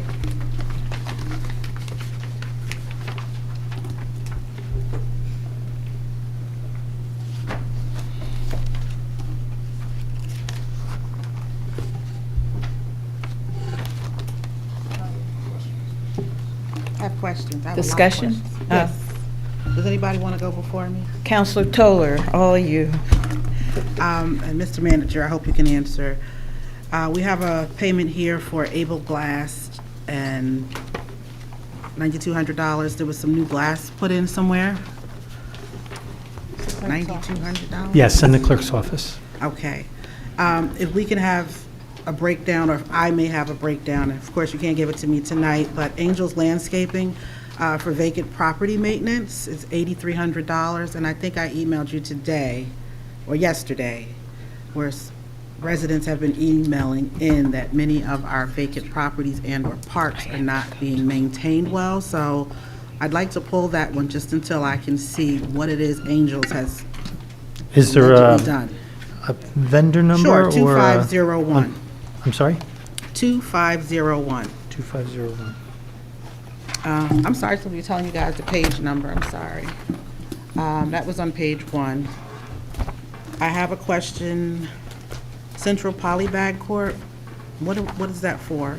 It's on page 3, no, page 2. It's vendor number 99821. So it says special liners for NJ Transit containers. We pay for that, for New Jersey Transit containers?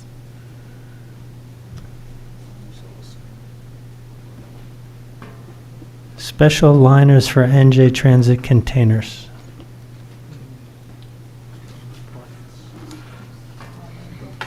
I don't know why we're paying for transit containers, I'm just curious.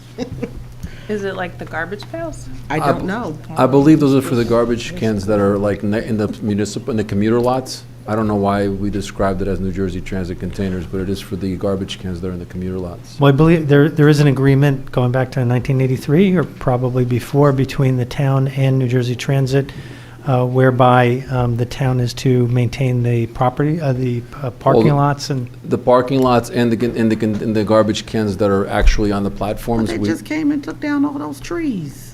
No, we're talking about the actual garbage containers. know, On the platforms, we're responsible, DCS actually empties those out, but we are We need to responsible look at for all that those. agreement, I mean, We're in the process of updating it now. oh, okay. And I have another question on page, it's not for you, Manny, thank you. Page 3, I'm just curious, there's a course that someone took, and you don't have to answer me now, Mr. Manager. Institute for Professional, no name.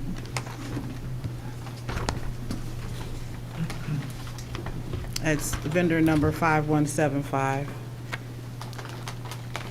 So it says understanding procurement procedures web You don't have and to budget answer and me fast now. update webinar. You can email me later. That item? Okay.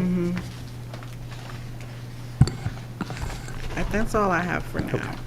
We're going to take a 5-minute break at this moment, and then we're going to come right back. Thank you. Why are we paying dryer vent cleaning? For what?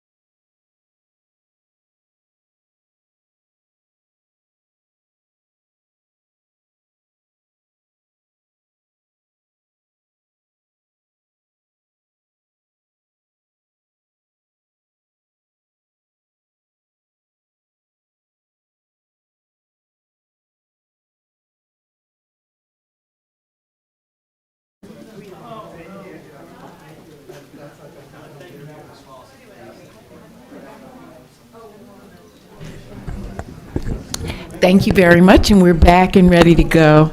I'd like to, what would I like to do?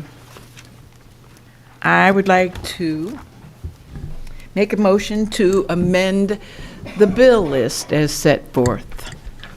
Second.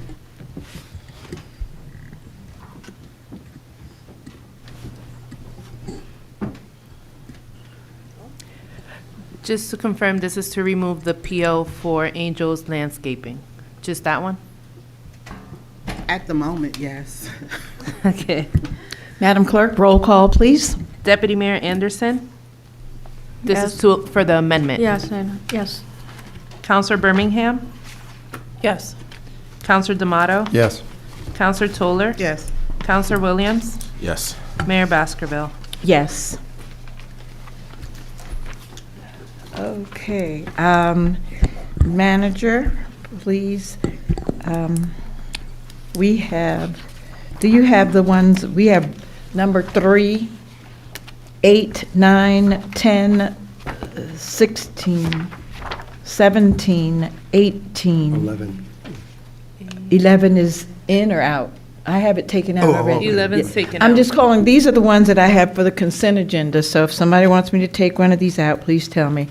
The ones that I have remaining for consent are number 3, 8, 9, 10, 13, 16, 17, 18, 20, and 21. All of the other items have been removed.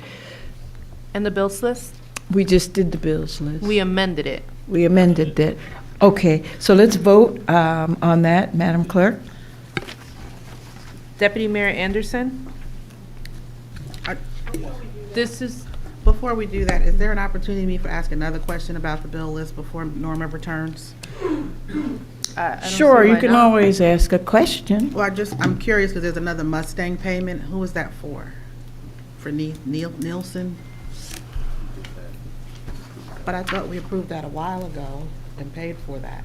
For Amy's? I don't know who it's for. It's 49,000. I thought we paid for that already. Okay, if we. Thought we paid for it. If we did pay for it. Nielsen Ford of Morristown, Inc. So it's purchase of 2025 Ford Mustang Mach-E, I guess that's electric, for $49,267. Would you like to pull that, and then I'll get the Please, and corresponding thank you, because documentation? Okay. Council Williams is saying we did this already, and I'm taking it as we did it and we paid it already. So I'm just trying to understand why it's still on If the this is bill. another Is this a car. new if this is- vehicle? Right. No, we did a resolution, one of the previous. Yeah, I remember that. I remember the meeting. Yeah, I remember that too. Yeah. It's up to you. Okay, so,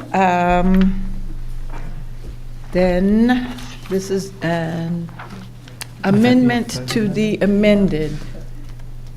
has to be another amendment. Yes. Yes. Who's the move it? I am. I'll second it. Deputy Mayor Anderson? Yes. Counselor Birmingham? Yes. Counselor D'Amato? Yes. Counselor Toller? Yes. Counselor Williams? Yes. Mayor Baskerville? Yes, thank you. And Madam Clerk, will you please call a vote for the bill list? Deputy Mayor Anderson? Yes. Counselor Birmingham? Yes. Counselor D'Amato? Yes. Counselor Toller? Yes. Counselor Williams? Yes. Mayor Baskerville? Yes.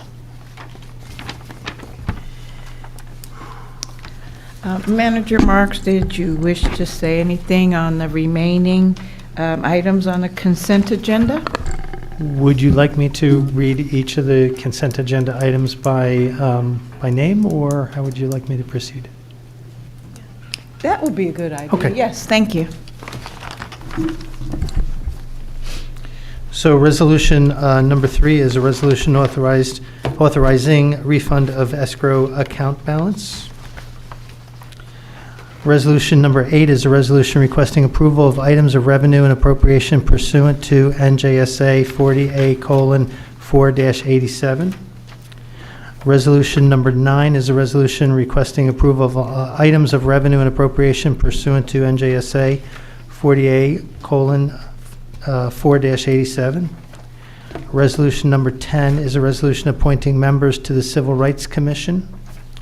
Resolution number 13 is a resolution appointing members to the Arts Advisory Committee. Manager Marks, excuse me, I'm sorry. Deputy Mayor? I apologize. I meant to ask for number 10 to be pulled. Oh, 10. Okay, so strike 10.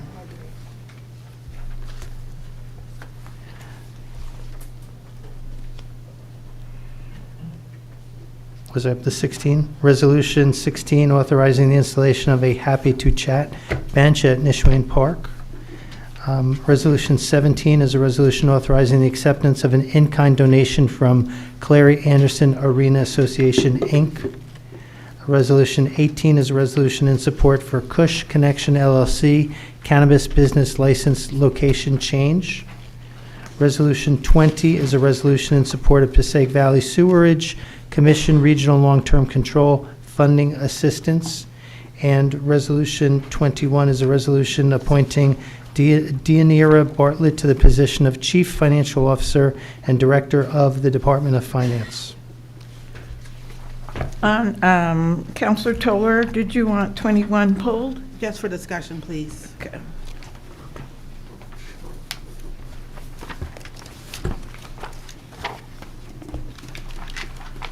Okay, so now we are at,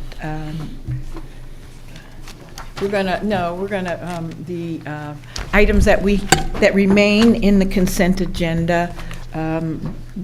Madam Clerk? This vote will be for all of the items that remain in the consent agenda, and I so move.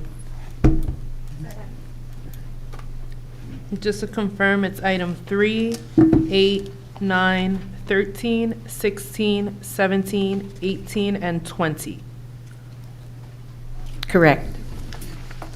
Deputy Mayor Anderson? Yes. Counselor Birmingham? Yes. Counselor D'Amato? Yes. Counselor Toller? Yes. Counselor Williams? Yes. Mayor Baskerville? Yes. Okay, we're going to start at resolution number 1. Whoever asked to have that. Yes, I did. This resolution is, I'm just wondering why this amount is not covered by a previous resolution that was for $220,000, Resolution R25-201. It was for $220,000. I'm just curious. So Director Ashley here. You can Okay. speak. I'm filling in for Michael, sure. Yes. So this is for the management of the bid out contract. So the previous contract was for the actual work that's going to be performed. But this engineering firm will be supervising that work and making sure it's in accordance with those plans. So it wouldn't fall under that past resolution? No, that resolution was simply for the actual work itself. Okay, thank you. Yep.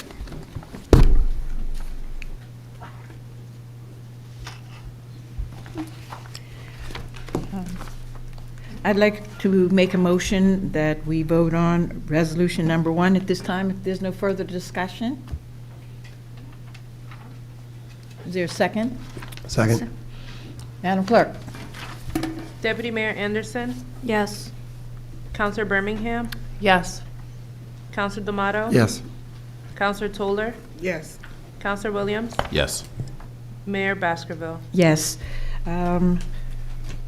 Consent agenda item number 2, please, whoever wished to have that pulled. Yes. Both of us. Oh, go ahead, I'll let you go first. Yes. Counselor Williams?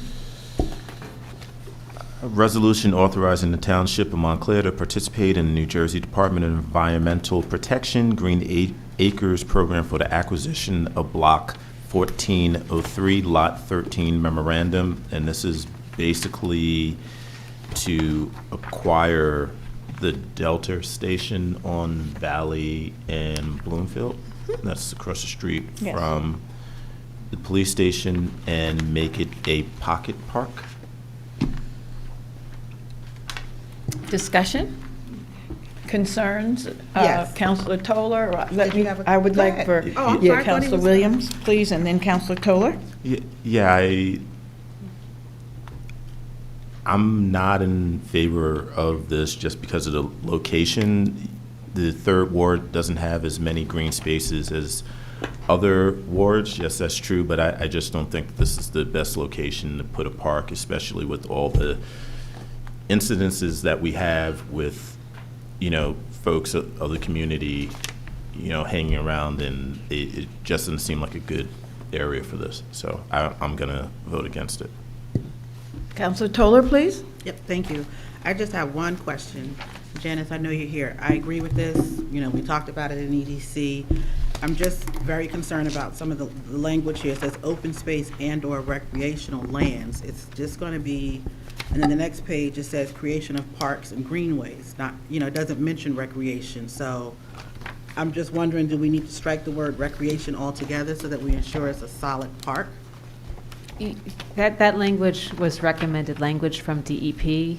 I don't really see it being used for recreational purposes, so feel free to strike it. Okay, because it's on here twice, and it says, Yeah. you know what I mean, it just says creation of parks and greenways, open space, conservation, so, all right, we'll take out the words recreation, just to make sure we're all clear. Thank you. Yes, Counselor Birmingham, and then Deputy. I have to say, I sort of share Counselor Williams' concern. And maybe I have not been a party to all the discussions.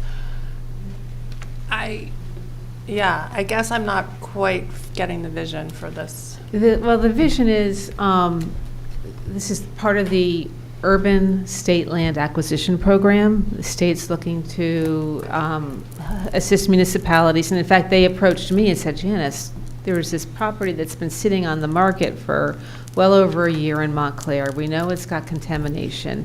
It would be perfect for this program that we're starting, where we will pay 95% of the acquisition cost to purchase the property and own it in concert with the municipality, with the intent that it would be remediated using state funds to provide much, as they said, much needed open space in your downtown location. And I said, well, that sounds like a really good idea. So we looked into it, and one of the first steps to authorize them to negotiate with the owner on the acquisition, because the state takes the lead in this, is this resolution. And so the idea is to provide low-density open space in our downtown area. It doesn't have to have any fixed improvements. It could be a landscaped area to kind of soften the density in that neighborhood. But essentially, it was an opportunity with the state offering to pay 95% of the acquisition costs, and obviously the remediation funds as well, not to pass it by. Planner Tally, I have a question, and you probably know what my question is. So when you and I took the brownfield at 399 Orange Road years ago, what was that, in 2010 or something like that, it has taken us, it's still not completed, and that area has been a blight ever since then, and we were really excited about doing a brownfield renovation there, and the state, we were going to get money, and so what is going to be different? Because that place has been sitting in such a bad condition for all that time since we started working with that, and now we're still working with that, which is a blessing, I guess, but I want to know what is going to be different. Why?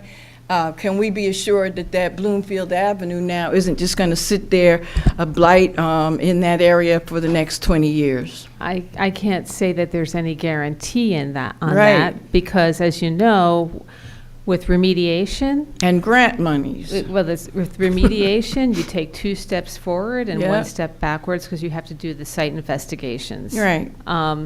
And you'll do 1 test, then you submit the results to DEP, they require you to do another test. So that alone takes a lot of time to go through the site investigation process. And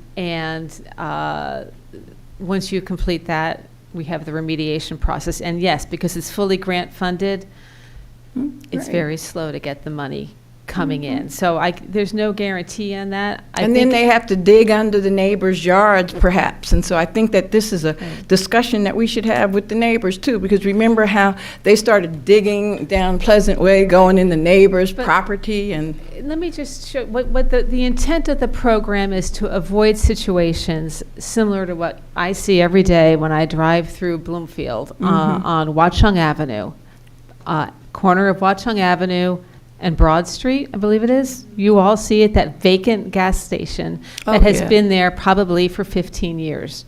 That's an eyesore. We haven't beat. We were 20 years down at 399, so, Right, so 15, 20. So right, but I think in this case, this gives you a way to move forward. It provides, that property is still privately owned and nothing has happened. This will be publicly owned. And I hope with the state being a partner in the ownership of this property that we can fast track the investigation phase as well as the remediation phase and avoid a situation where you have a contaminated site. Again, this is contaminated, and we hear that at the police station where the contamination flows downstream. It's an opportunity to clean it up and clean up the neighborhood as well. Sure. Thank you. And I'm going to vote for it and, you know, on first read, but I just want the public and everyone to know that it's not, you know, just a wonderful feel-good moment without another side. And I wanted to share the other side because we've been down this track before. Right. Councilor D'Amato? Thank you, Mayor. I agree. You have to look at these things and there are other sides, and I think there's more than one other side in this one. Yeah. One of them is a process problem, which is pretty bad. So we're saying that this would take, you know, years and 399, you know, decades, and yet I'm getting this on a Friday night and I'm expected to make a decision on Tuesday about it. I have never heard about this. This is Valley Road and Bloomfield Avenue is a cornerstone of in the town, right, in the township. And this would be locking in a particular use of that in perpetuity, legally, right? Mm-hmm. Yes? It would be open Yes. space, Yeah. yes, So- in perpetuity. That's possibly a good idea, but the idea that I'm going to decide in a day to change the fabric of a key intersection in town and the knock-on effect, secondly, of deciding that it's open space, first of all, aesthetically, that's not always a great idea. Like, because is it a place, as the mayor said, or somebody else, or Councilor Toller said, that's where a park should be? It was Councilor Williams. I don't know that. I'm also like, I mean, there's a little bit of personal pique here. I'm like the head of the facilities committee, which is supposed to be looking at things like parks and the creation of a park, and the idea that it's just somehow happens and the governing body doesn't know about it. May I? It's just, frankly, it's not that great. Excuse But me, also, Councilor D'Amato, we- the reason you didn't know is because our EDC chair resigned from this council. Okay, well, okay, but I'm just saying that, like, this for me is just weird. And the second thing is, we need a discussion now, especially given the financial things that are happening in town, as to whether or not we want to remove things from the tax rolls. So this is a plot that's right downtown. And we had this discussion about whether we were going to consign that corner earlier on to being an electrical substation, and we decided no, because this is a vital part of the downtown, of the landscape, the cityscape of the town, of the township. And I just think it may be a good idea, maybe it's not a good idea, but I mean, you get 15 minutes to decide something that's going to be there forever, so I'm a no. Do we have to do this tonight? No, you No. don't. Thank you, So, though. Thank you for the Would anybody work. object but- if we pull this No, we for can, another absolutely, day? we can bring it back another day, just again, for the Yeah. record. Yeah. The reason everyone sorry. 2 received minutes? it, excuse Yeah. me, We can table it, but what I just want to correct, make sure that Council D'Amato understands that because our EDC chair resigned from the council, this is why no meeting minutes were shared with the full council regarding this. This was a Understood. discussion in EDC. I understand that. Okay, Okay? yeah, thanks. So we're going to table number, what was that, 2? Number 2.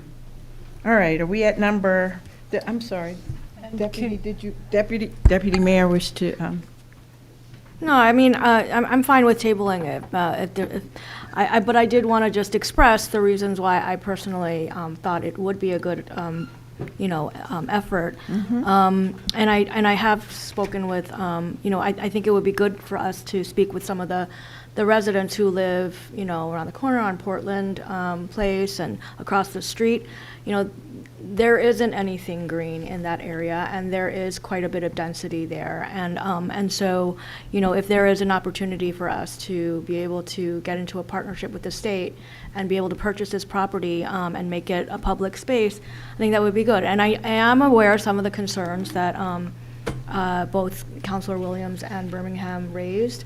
I think, you're talking about like people, you're concerned about people sort of hanging out in this space. I think it's important to note that, as the mayor said, it could actually be years before we see something there. And who knows what, that area of town is going to look like and what's going to be there. So, that's kind of why I was in favor of it. I think residents in that area deserve to have a place like that. Copy and paste everything Deputy Mayor Anderson. okay, just so stated. we took this off the agenda for, do we want to say next, what is the date of the next meeting? Next week? October 7th.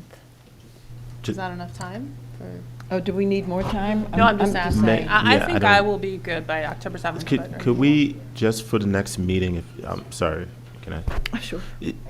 For the next meeting, could we find out how much tax revenue this piece of property is currently generating? Because that's going to go away if it's owned by the state and the township. Spoken like our finance guy.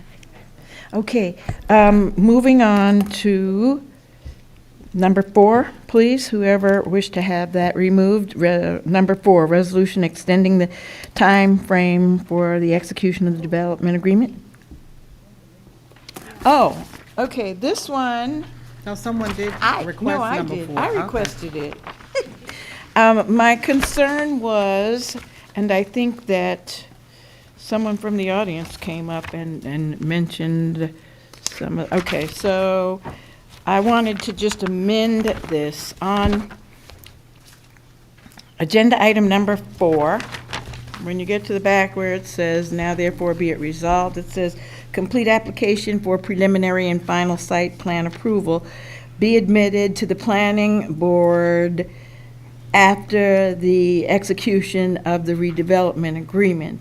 And I sent out an email earlier and I asked, should we not put a certain amount of time in there? And so I'd like to add 6 months, up to 6 months after you do this. That way it's not just like an open, free-for-all amount of time. May I? Yes. And there's another resolution that's not listed in this language. It's, it was voted on April 22nd, 2025. It's missing from the language in here, and it's Resolution R25-119. I see where R2503 is listed, which was January 28th, 2025. April 22nd, 2025 was Resolution R25-119. That should be listed here, somewhere in this I'm not language. following. Can someone Sure. help me? All the Counselor resolution Toler. numbers that are related to this project Okay. are listed. For example, at the top paragraph, second paragraph says R24-216, and then if you go down to the second whereas, or the third whereas, it says R25-023. There needs to be another whereas that reflects the April 22nd, 2025. The resolution number is R25-119. And it would go before the whereas, July 22nd, 2025, R25-214. So it's just missing a paragraph, is what I'm saying. It needs to be added in. Do you understand, Madam Clerk? Because if not, I'll bring it over.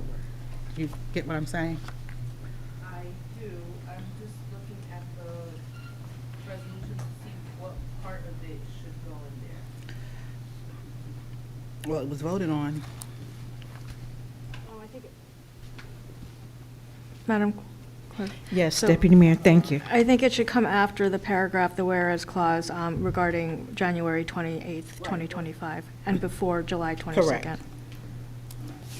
I'm just looking at that resolution now. Thank you. I don't know how this resolution was. Sorry, I don't know how the resolution was written, so I don't just want to put a date in there. I have to see Okay. exactly what parts of the original resolution should be placed in here. Did you put it in yellow or something so she can see? Okay. Thank you. Yes, we do. We do have to pass it tonight. Okay. We're going to amend it along with the other amendment. I mean, it's just a statement of fact, Yeah. right? That there was one that was here. Okay.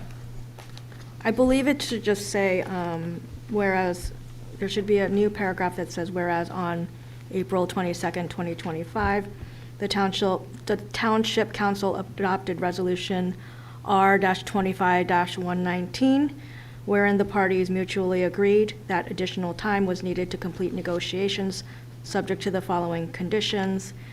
And then just insert on page 1 of that resolution, a complete application for preliminary and final site plan approval be submitted to the planning board on or before March 1st, 2026, et cetera. So there's 2 paragraphs. Yes, I found it. Okay, thank you. The movement for the amendment? I moved the amendment A.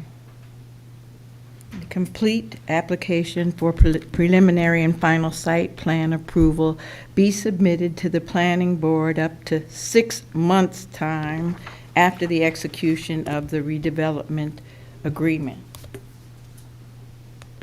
We can do both amendments in one. Yes, and then you have the other one. I'm sorry, I Yes, don't have a copy of that one. I but- have it, And yeah.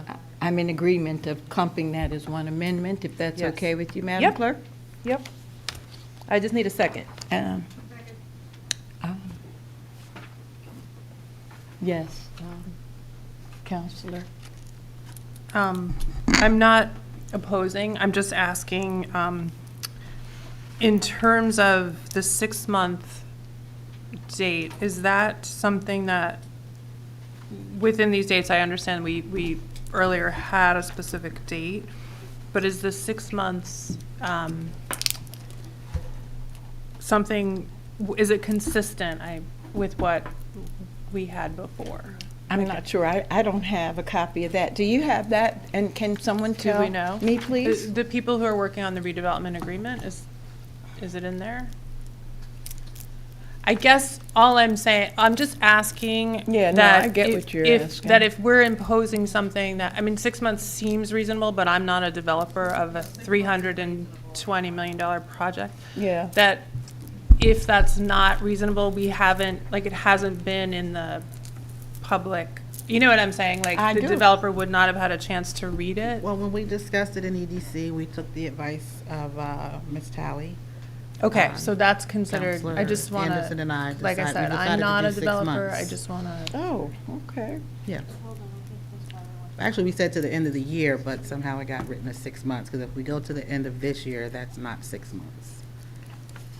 But if you want to So put we're 6 giving months. overtime, Well, we said to the end of this year, December. so that's only But a if couple of you months. just recommended Planner 6 Talley, months, I'm that's sorry, fine. thank you. Yeah, I don't think the 6 months is unreasonable. No, Council Birmingham had the question. I did. I No, don't think she this is- she asked a very good question about, like, my saying 6 months. She wanted Right. to make sure that it was consistent with. And then we can put in the date March 30th, 2026, which would be, I believe, 6 months from today. But it's 6 months after the completion of the redevelopment agreement, right? Correct, yes. Okay, so it's really, we don't want to put a date. 'cause Then we haven't- then we can't put a date, yeah. But we can just say within 6 months, or? Yeah. Okay, I just wanted to be clear that that's Yeah. reasonable. Okay, okay.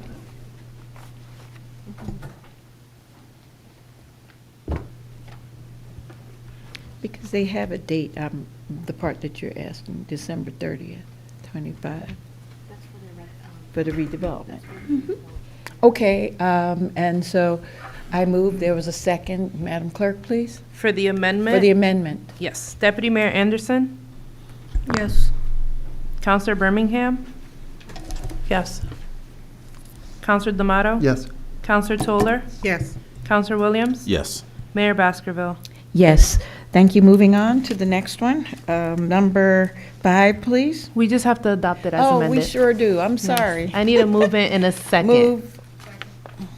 Thank you. Deputy Mayor Anderson? Yes. Counselor Birmingham? Yes. Counselor D'Amato? Yes. Counselor Toller? Yes. Counselor Williams? Yes. Mayor Baskerville? Yes. Now we Thank can you. move on to number 5, please.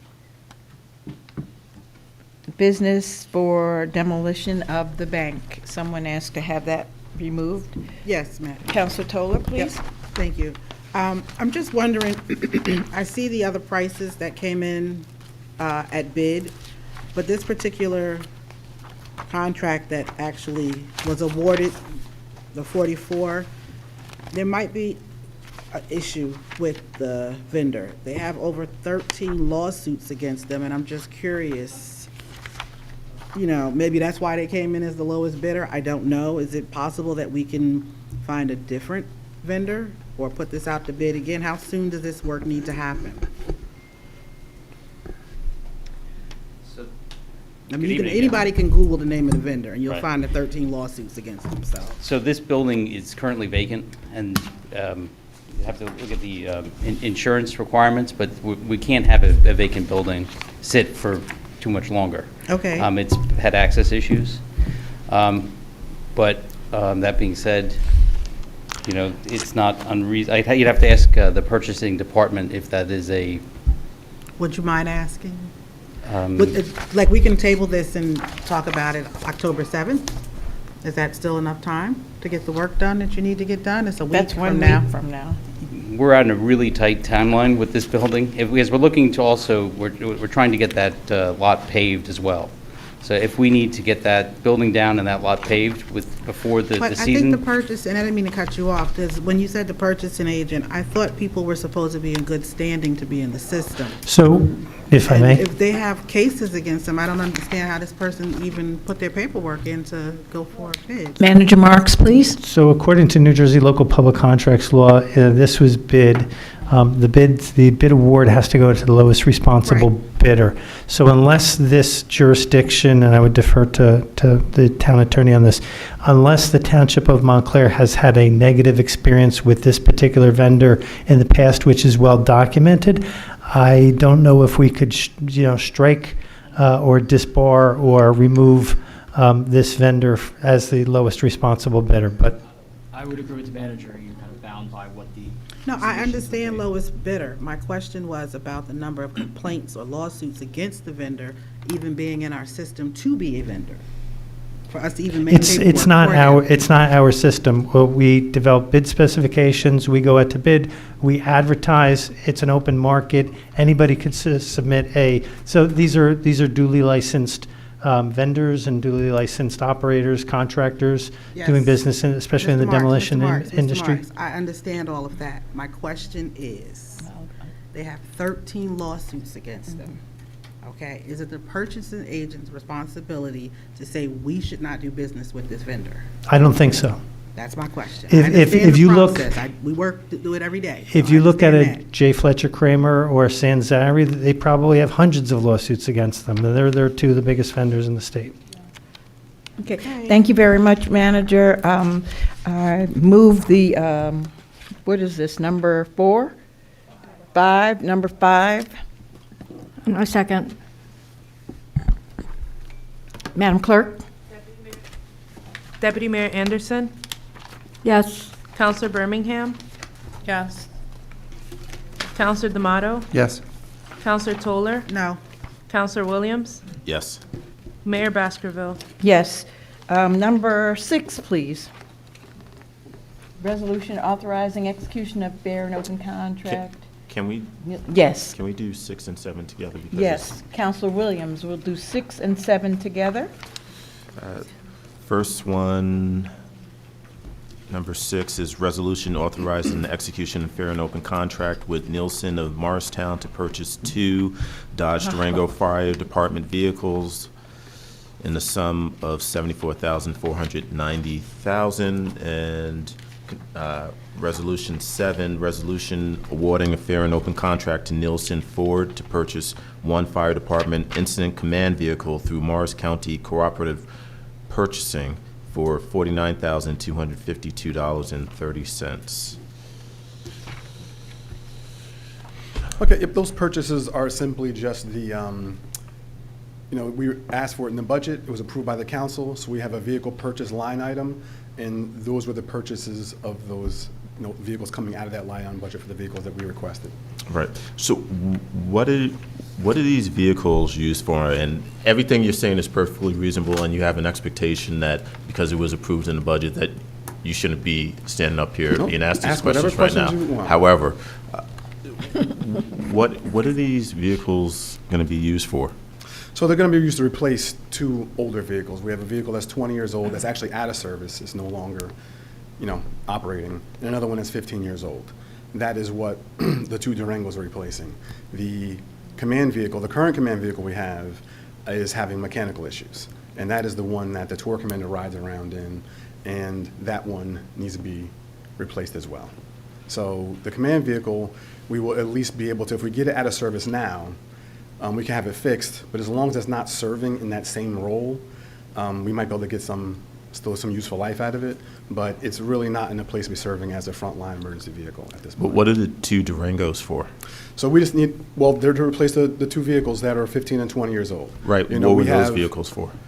I'm sorry, say it again? What were those 2 vehicles So those for? vehicles will be used, they will be part of the fleet, right? We need vehicles, a lot of times we have inspectors, you might come in, a vehicle's out of service, and that inspector might have to go home because there's no vehicle for them to go do inspections in.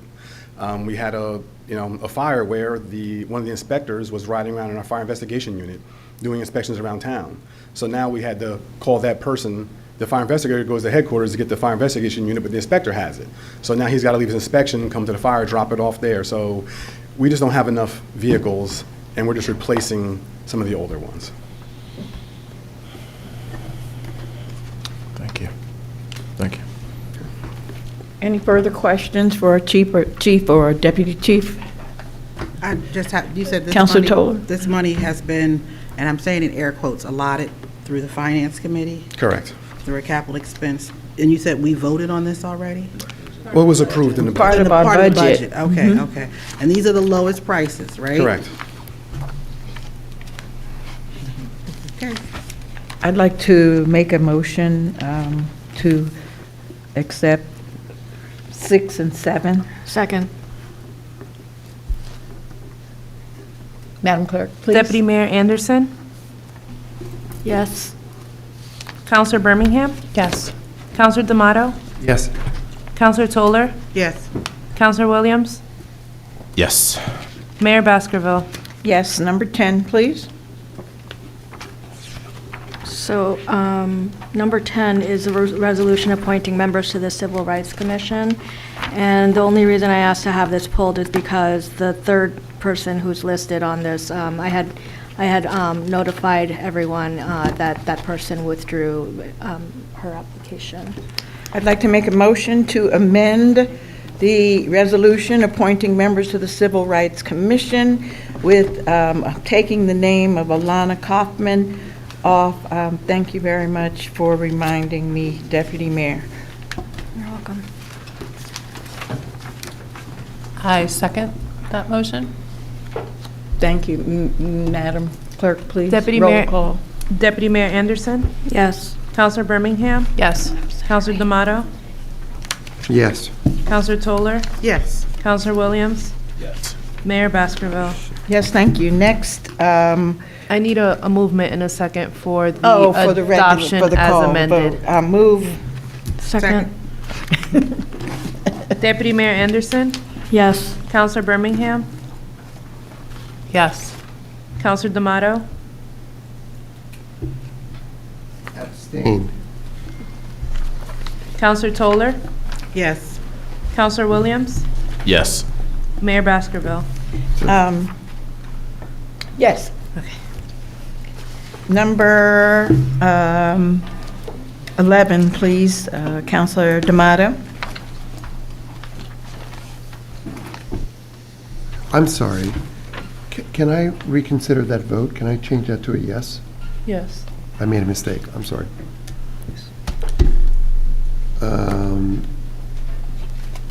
Is number 11?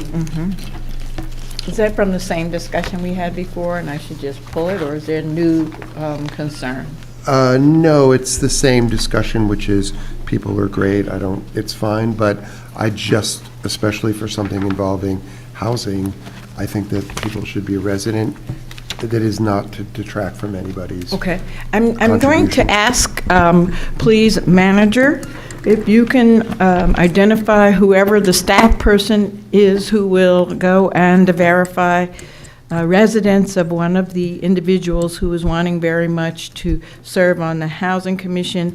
I asked many times, and I was told a house in Montclair, and apparently some of the council members have a difference of opinion, and so we need to figure this out. I don't know what to do.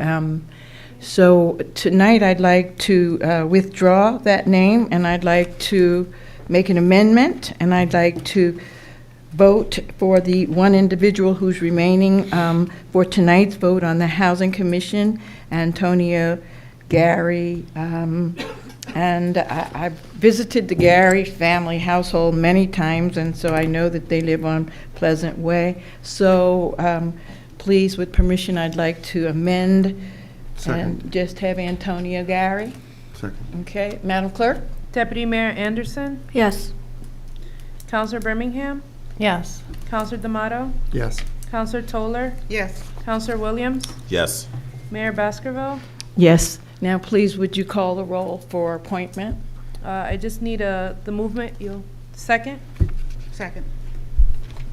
Deputy Mayor Anderson? Yes. Counselor Birmingham? Yes. Counselor D'Amato? Yes. Counselor Toller? Counselor Yes. Williams?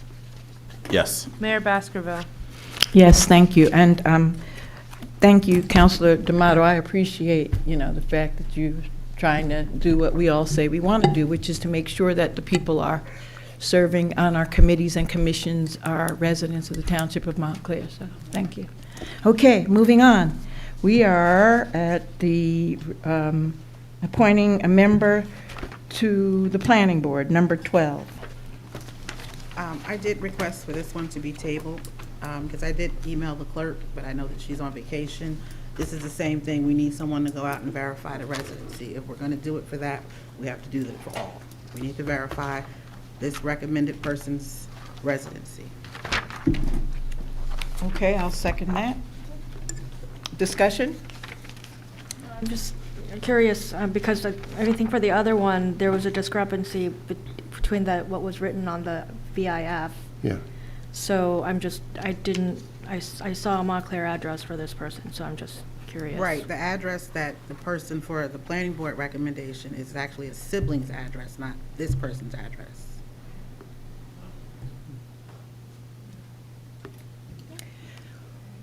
We got, okay, so let's vote on that. The other bit of information is we got another person. Were you interested in that other person or just not really? I don't think we should take action on this. Okay, all right. So is that withdrawn or tabling? Tabling. Okay, until? Whomever is going to go out and do the residency check for the housing person can also do the residency check. Oh, wait, don't we have to put a date? We can do that in the clerk's office. Okay. Yeah. So You do don't you go think we knock can on have doors that like done they by do the in the next school? council meeting? Yes. Okay, so we're going to table it until that meeting. Okay, moving along to number 13, please.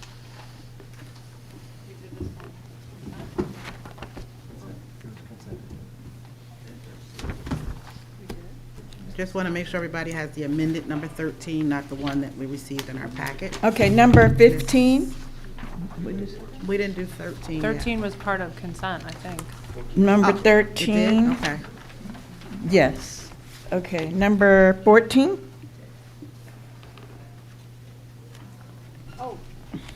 Number That we 14. were going to withdraw, table? We're tabling this Table this until until the next meeting. October 7th. Number 15? 15 should not be here, right? Oh, no, we were going to table that too until the So- next meeting. Right, so for 15, this is the resolution establishing protocols for the drafting, review, timeline, and posting of council meeting date agendas, and I had asked for this to be tabled because, first of all, the wrong version, the wrong draft was attached to the agenda by mistake, and secondly, it's, we're refining it, but I'm hoping that we'll be able to pass this soon. And I certainly would like to thank all the people that took quite a bit of time going back and forth and hearing from all of the council members to come up with these different recommendations on how we're going to run the council meetings, and it's something that's very necessary. Moving right along, number 16, resolution, no, that wasn't, we didn't have to pull that. Why is that circled? Number 16? Yeah.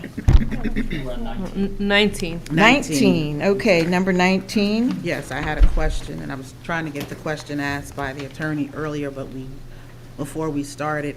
It's just, I don't know if this is an ethics thing or, it says whereas this firm to serve as land use and redevelopment attorney, but the second paragraph says for labor and employment matters. So I'm not sure what we're approving for this firm. And then they're asking for additional money, so I don't know if there was a typo here, or if you read the first paragraph, where it says they're serving as land use, the second paragraph says that they're qualified and experienced special counsel for labor and employment matters. So who are we paying and for what? Because this is jumbled up. Okay, I apologize for that. This is for land use and redevelopment. Those are typos. They've been designated previously. We have a contract with them as our land use and redevelopment counsel. The law department essentially was trying to anticipate the budgetary needs of the department going forward for land use and redevelopment, given all the work that's going on in the town. So we requested somewhat of an estimate from them about what we expect going forward through the end of 2025. At this point in time, we're requesting that it be extended for an additional, not to exceed 20,000. Obviously, they still submit their invoices and have to bill the time. It's not that they just get a check cut to them for that amount, obviously. It's just extending the contract to permit them to move forward through the end of the year. But shouldn't we can incur invoices for services without a resolution of approval? That's what this is. I'm saying that we've already incurred those There's overages? prior contract with this firm to do their land use and redevelopment work for Montclair. That was in the amount of about, I believe it was 50,000. Somewhat light, given the amount of redevelopment work here. I mean, I believe you attend meetings as well and see how lengthy they are and the building requirements that might come out of that, or legal costs that might be generated from it. Okay. So it's just an anticipation of what we need going forward for the Okay, town. so we're gonna get that paragraph fixed, right? 'Cause Yep. It's definitely reading weird. Okay. Thank That's why I you. didn't understand your questions earlier Right. before, so I apologize. No problem. Are we going to fix that now, Counselor Yes, we Toller? need to fix Okay. it now. We do. That's a typo. I can fix that Okay. without an amendment. Thank you. Okay. Madam No, Clerk? you can fix it without an amendment? Yes, because it's just a typo. It's clerical. Okay. Madam Clerk, please, roll call. I need a movement in a second. Move. Second. Deputy Mayor Anderson, Yes. Counselor Birmingham, Yes. Counselor D'Amato, Yes. Counselor Toller, Yes. Counselor Williams, Yes. Mayor Baskerville. Yes. Number 21, please. That was me. I just have a question for the manager. There's a job description out on the board. Is that this person, or is this someone to work under this person? I'm not familiar with the job description out on the bulletin board. On our website, we advertised, this was Maja Rao's former position. She moved on in, I think it was late June. So we advertised, we probably received dozens of applications. We had 2 rounds of interviews. We interviewed either 6 or 8 different qualified candidates, and Ms. Bartlett was the best qualified candidate for this position as the recommendation.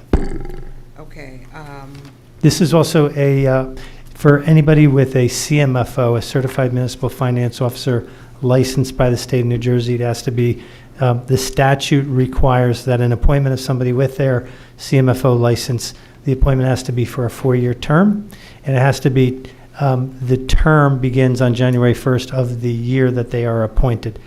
She's not, if appointed this evening, she's not being paid back to January 1st. It's just the 4-year appointment begins January 1, even though it overlaps with Ms. Rao. I understand. I'm just sorry. wondering, are we going to get a chance to interview her, or are you wishing that we just agree with what you present in front of us? Because is she our hire or your hire? It is a position that requires a resolution of the governing body. So this was discussed in Yes, I executive recall. session as a personnel matter. Mm-hmm. Yes. Okay, so we won't get to interview her. That was not requested, so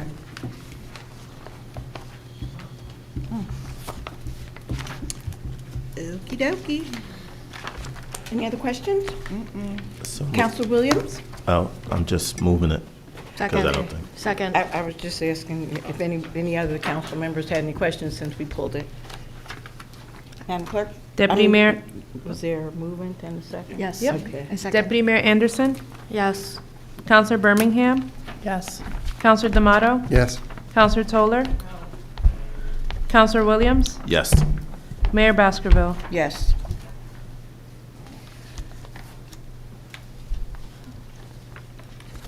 Resolution appointing council member as Class 3 member to the planning board. So I had requested that to be pulled. Okay. Mayor, may I? I would like to go ahead and appoint someone, if we can, tonight. We have, as the mayor said, there's a planning board meeting that is happening on October 6th. And I think that, from all accounts, the planning board has a lot of really critical work to be done in the next year. And so I am going to nominate Eric D'Amato. Thanks so much. I'm going to ask Counselor Toller if she had any interest in that position, and I'm asking that for a reason, because I mentioned to Counselor D'Amato in a conversation that I had talked to Counselor Toller, and she mentioned to me that she was interested. Then I found out after that Counselor D'Amato was interested, and so I want to know if there are other people on the council that wish to be considered for this position. Counselor Toller, do you still wish to be considered for this position? It's a big ask. I know you did ask me, and I said yes. So yes, I would like to be considered for it, absolutely. Okay. So I think then we should hear from each one of our council members about what they think they would add and why we should vote for them for the position. So, Counselor D'Amato? I just have an interest in growing interest in land use law and the work of the board. I spent a lot of time talking about it with former Councilor Lockman, and I've known other people on the planning board. My work as the chair of the Facilities and Infrastructure Committee, with which I have the pleasure of serving with Councilor Toller, I think makes for a good overlap. I believe that basically my views on development are of a sort that I think it would be a good contribution to it, and I think I would work well with people on that board to have an intellectual look at the problems as they come, and try to not create issues where there are not issues, and to create issues and slow it down when it really needs to be. I mean, you saw tonight, I was interested in the question of, why would we rush to create, to lock in place a particular form of land use for a parcel of land So, these are things that I'm animated about, and I really like it. I also think that, just frankly, the balance of ward power on that board might benefit from having a first ward member. And I could go on, but that's probably it. Do you know what the balance of ward members are presently on that board? How many from the first ward, second ward, third ward, and fourth ward? I meant in terms of the council representation. In terms of who... There's only one other council member on that. Yeah, and you live in the fourth ward, right? Okay. No, I thought that you were looking at the entirety of the board and saying that since we only have 4 or 5 of the 7 from the first ward, that we needed to put one more, or whatever that balance was versus an individual. Okay. From us, yeah, Okay. from us. Okay. Thank you. Councilor Toller, please. Sure, thank you. I'm going to copy and paste most of what Eric stated, with the exception of a conversation with Councilor Loffman, or ex-Councilor Loffman. I've been attending planning board meetings prior to becoming a counselor, so I'm very well-versed on what goes on. I know many of the planning board members. Most of the development that's happened in this town is in the 4th Ward. I think that I can bring some fresh information, ideas to the planning board, and I'm excited about the opportunity to work on there, if given the opportunity. The planning board has an opportunity to help make sure that our community understands what to expect. I know that we're going to be going over our master plan in the very near future. I have ideas of involving more public comment, because right now we only do it once a year. I'm trying to get it done 4 times a year through our planner and the planning board chair now. So again, this isn't anything new to me. I've been watching and attending planning board meetings prior to my tenure here. So I'm well versed on what to expect as far as the workload and how everything operates within the planning board governing body. Okay. So I don't know if this group wants to do what we've done in the past when we were picking an attorney, write a name down and pass it over to the manager, or how you guys want to proceed with this. So it's your call. I mean, in the past, when we were voting on the attorney, we all took names and put them in a hat. And how do you want to proceed with this? I'm just asking because things, there's no set pattern on how we do voting here, and I'm trying to figure out. So is everyone okay with us doing the vote that way? Yes. No, we'll do a roll call vote. Yeah, that's okay with everyone? Do we have to make a motion? So Susan, made a motion. Are we Okay. voting on the motion? Okay. That's Susan. Do I need a second? Where are we? What's the motion for? Because if you guys... I amended the motion. But if you vote, so you're going to vote to see who's going on the resolution? No, Deputy Mayor Anderson made a motion to appoint Counselor D'Amato. Okay. Where does that stand? I'm just We not didn't sure. vote on We it, haven't so we need voted, to but vote then on if that. you vote for him, then he wins essentially, then there's no opportunity for, okay. Okay, just making sure. So this Okay, is so with, Madam Clerk, would you please do a roll call for, no, did we have a second? Second. Okay, there's a first by Deputy Mayor and a second by Counselor D'Amato. okay. Deputy Mayor Anderson, Oh, yes. Counselor Birmingham, Yes. Counselor D'Amato, Yes. Counselor Toller, Yes. Counselor Williams, Yes. Mayor Baskerville. I'm confused. Listen, at this point, it's already set. You don't understand what I'm saying? You've got 3 yeses. It was going to be a deadlock. So we're going to let Counselor D'Amato sit at the planning board, and I hope he's ready. That's all I have to It's say. only a year. It's until June 30, It's 2026. okay, there's a lot of stuff to happen back there, so I'm going to vote for him to be on the planning board. No. Yes. That's, the start date is today. Yep. Let them have at it. Get to work. No, I just want to say, I appreciate, this moment, right?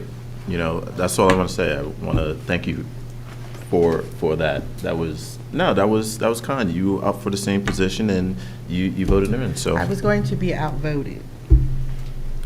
So, just to move this meeting along, move the evening along, we'll let him have it. Okay, He can so have at it. let's move on to the resolution appointing the, oh, no, we did that. We did the bill list, so. Hmm? Oh. Okay, where is that one?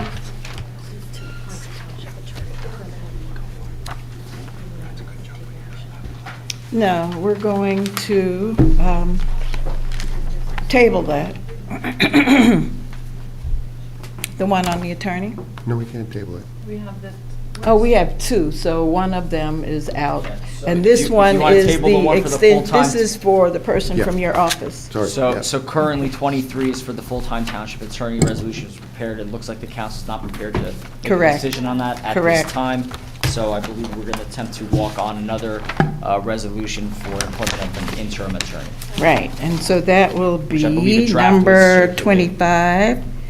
And who has the resolution in front of them, please?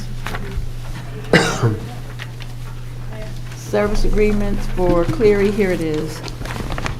This resolution is authorizing the extension and amendment of the professional service agreement with Cleary, Jacoby, Alfieri, and Jacobs LLC to continue providing services as interim township attorney. The individual who is named in here is, where's the name? The name is Ruby Kumar Thompson. Attorney Ruby Kumar Thompson, serving as the interim township attorney, shall serve in such positions for a period of 120 days or until such time as a township attorney is appointed, and I so move. Deputy Mayor, Discussion? oh, sorry. Anyone? Roll call, please. Deputy, did you?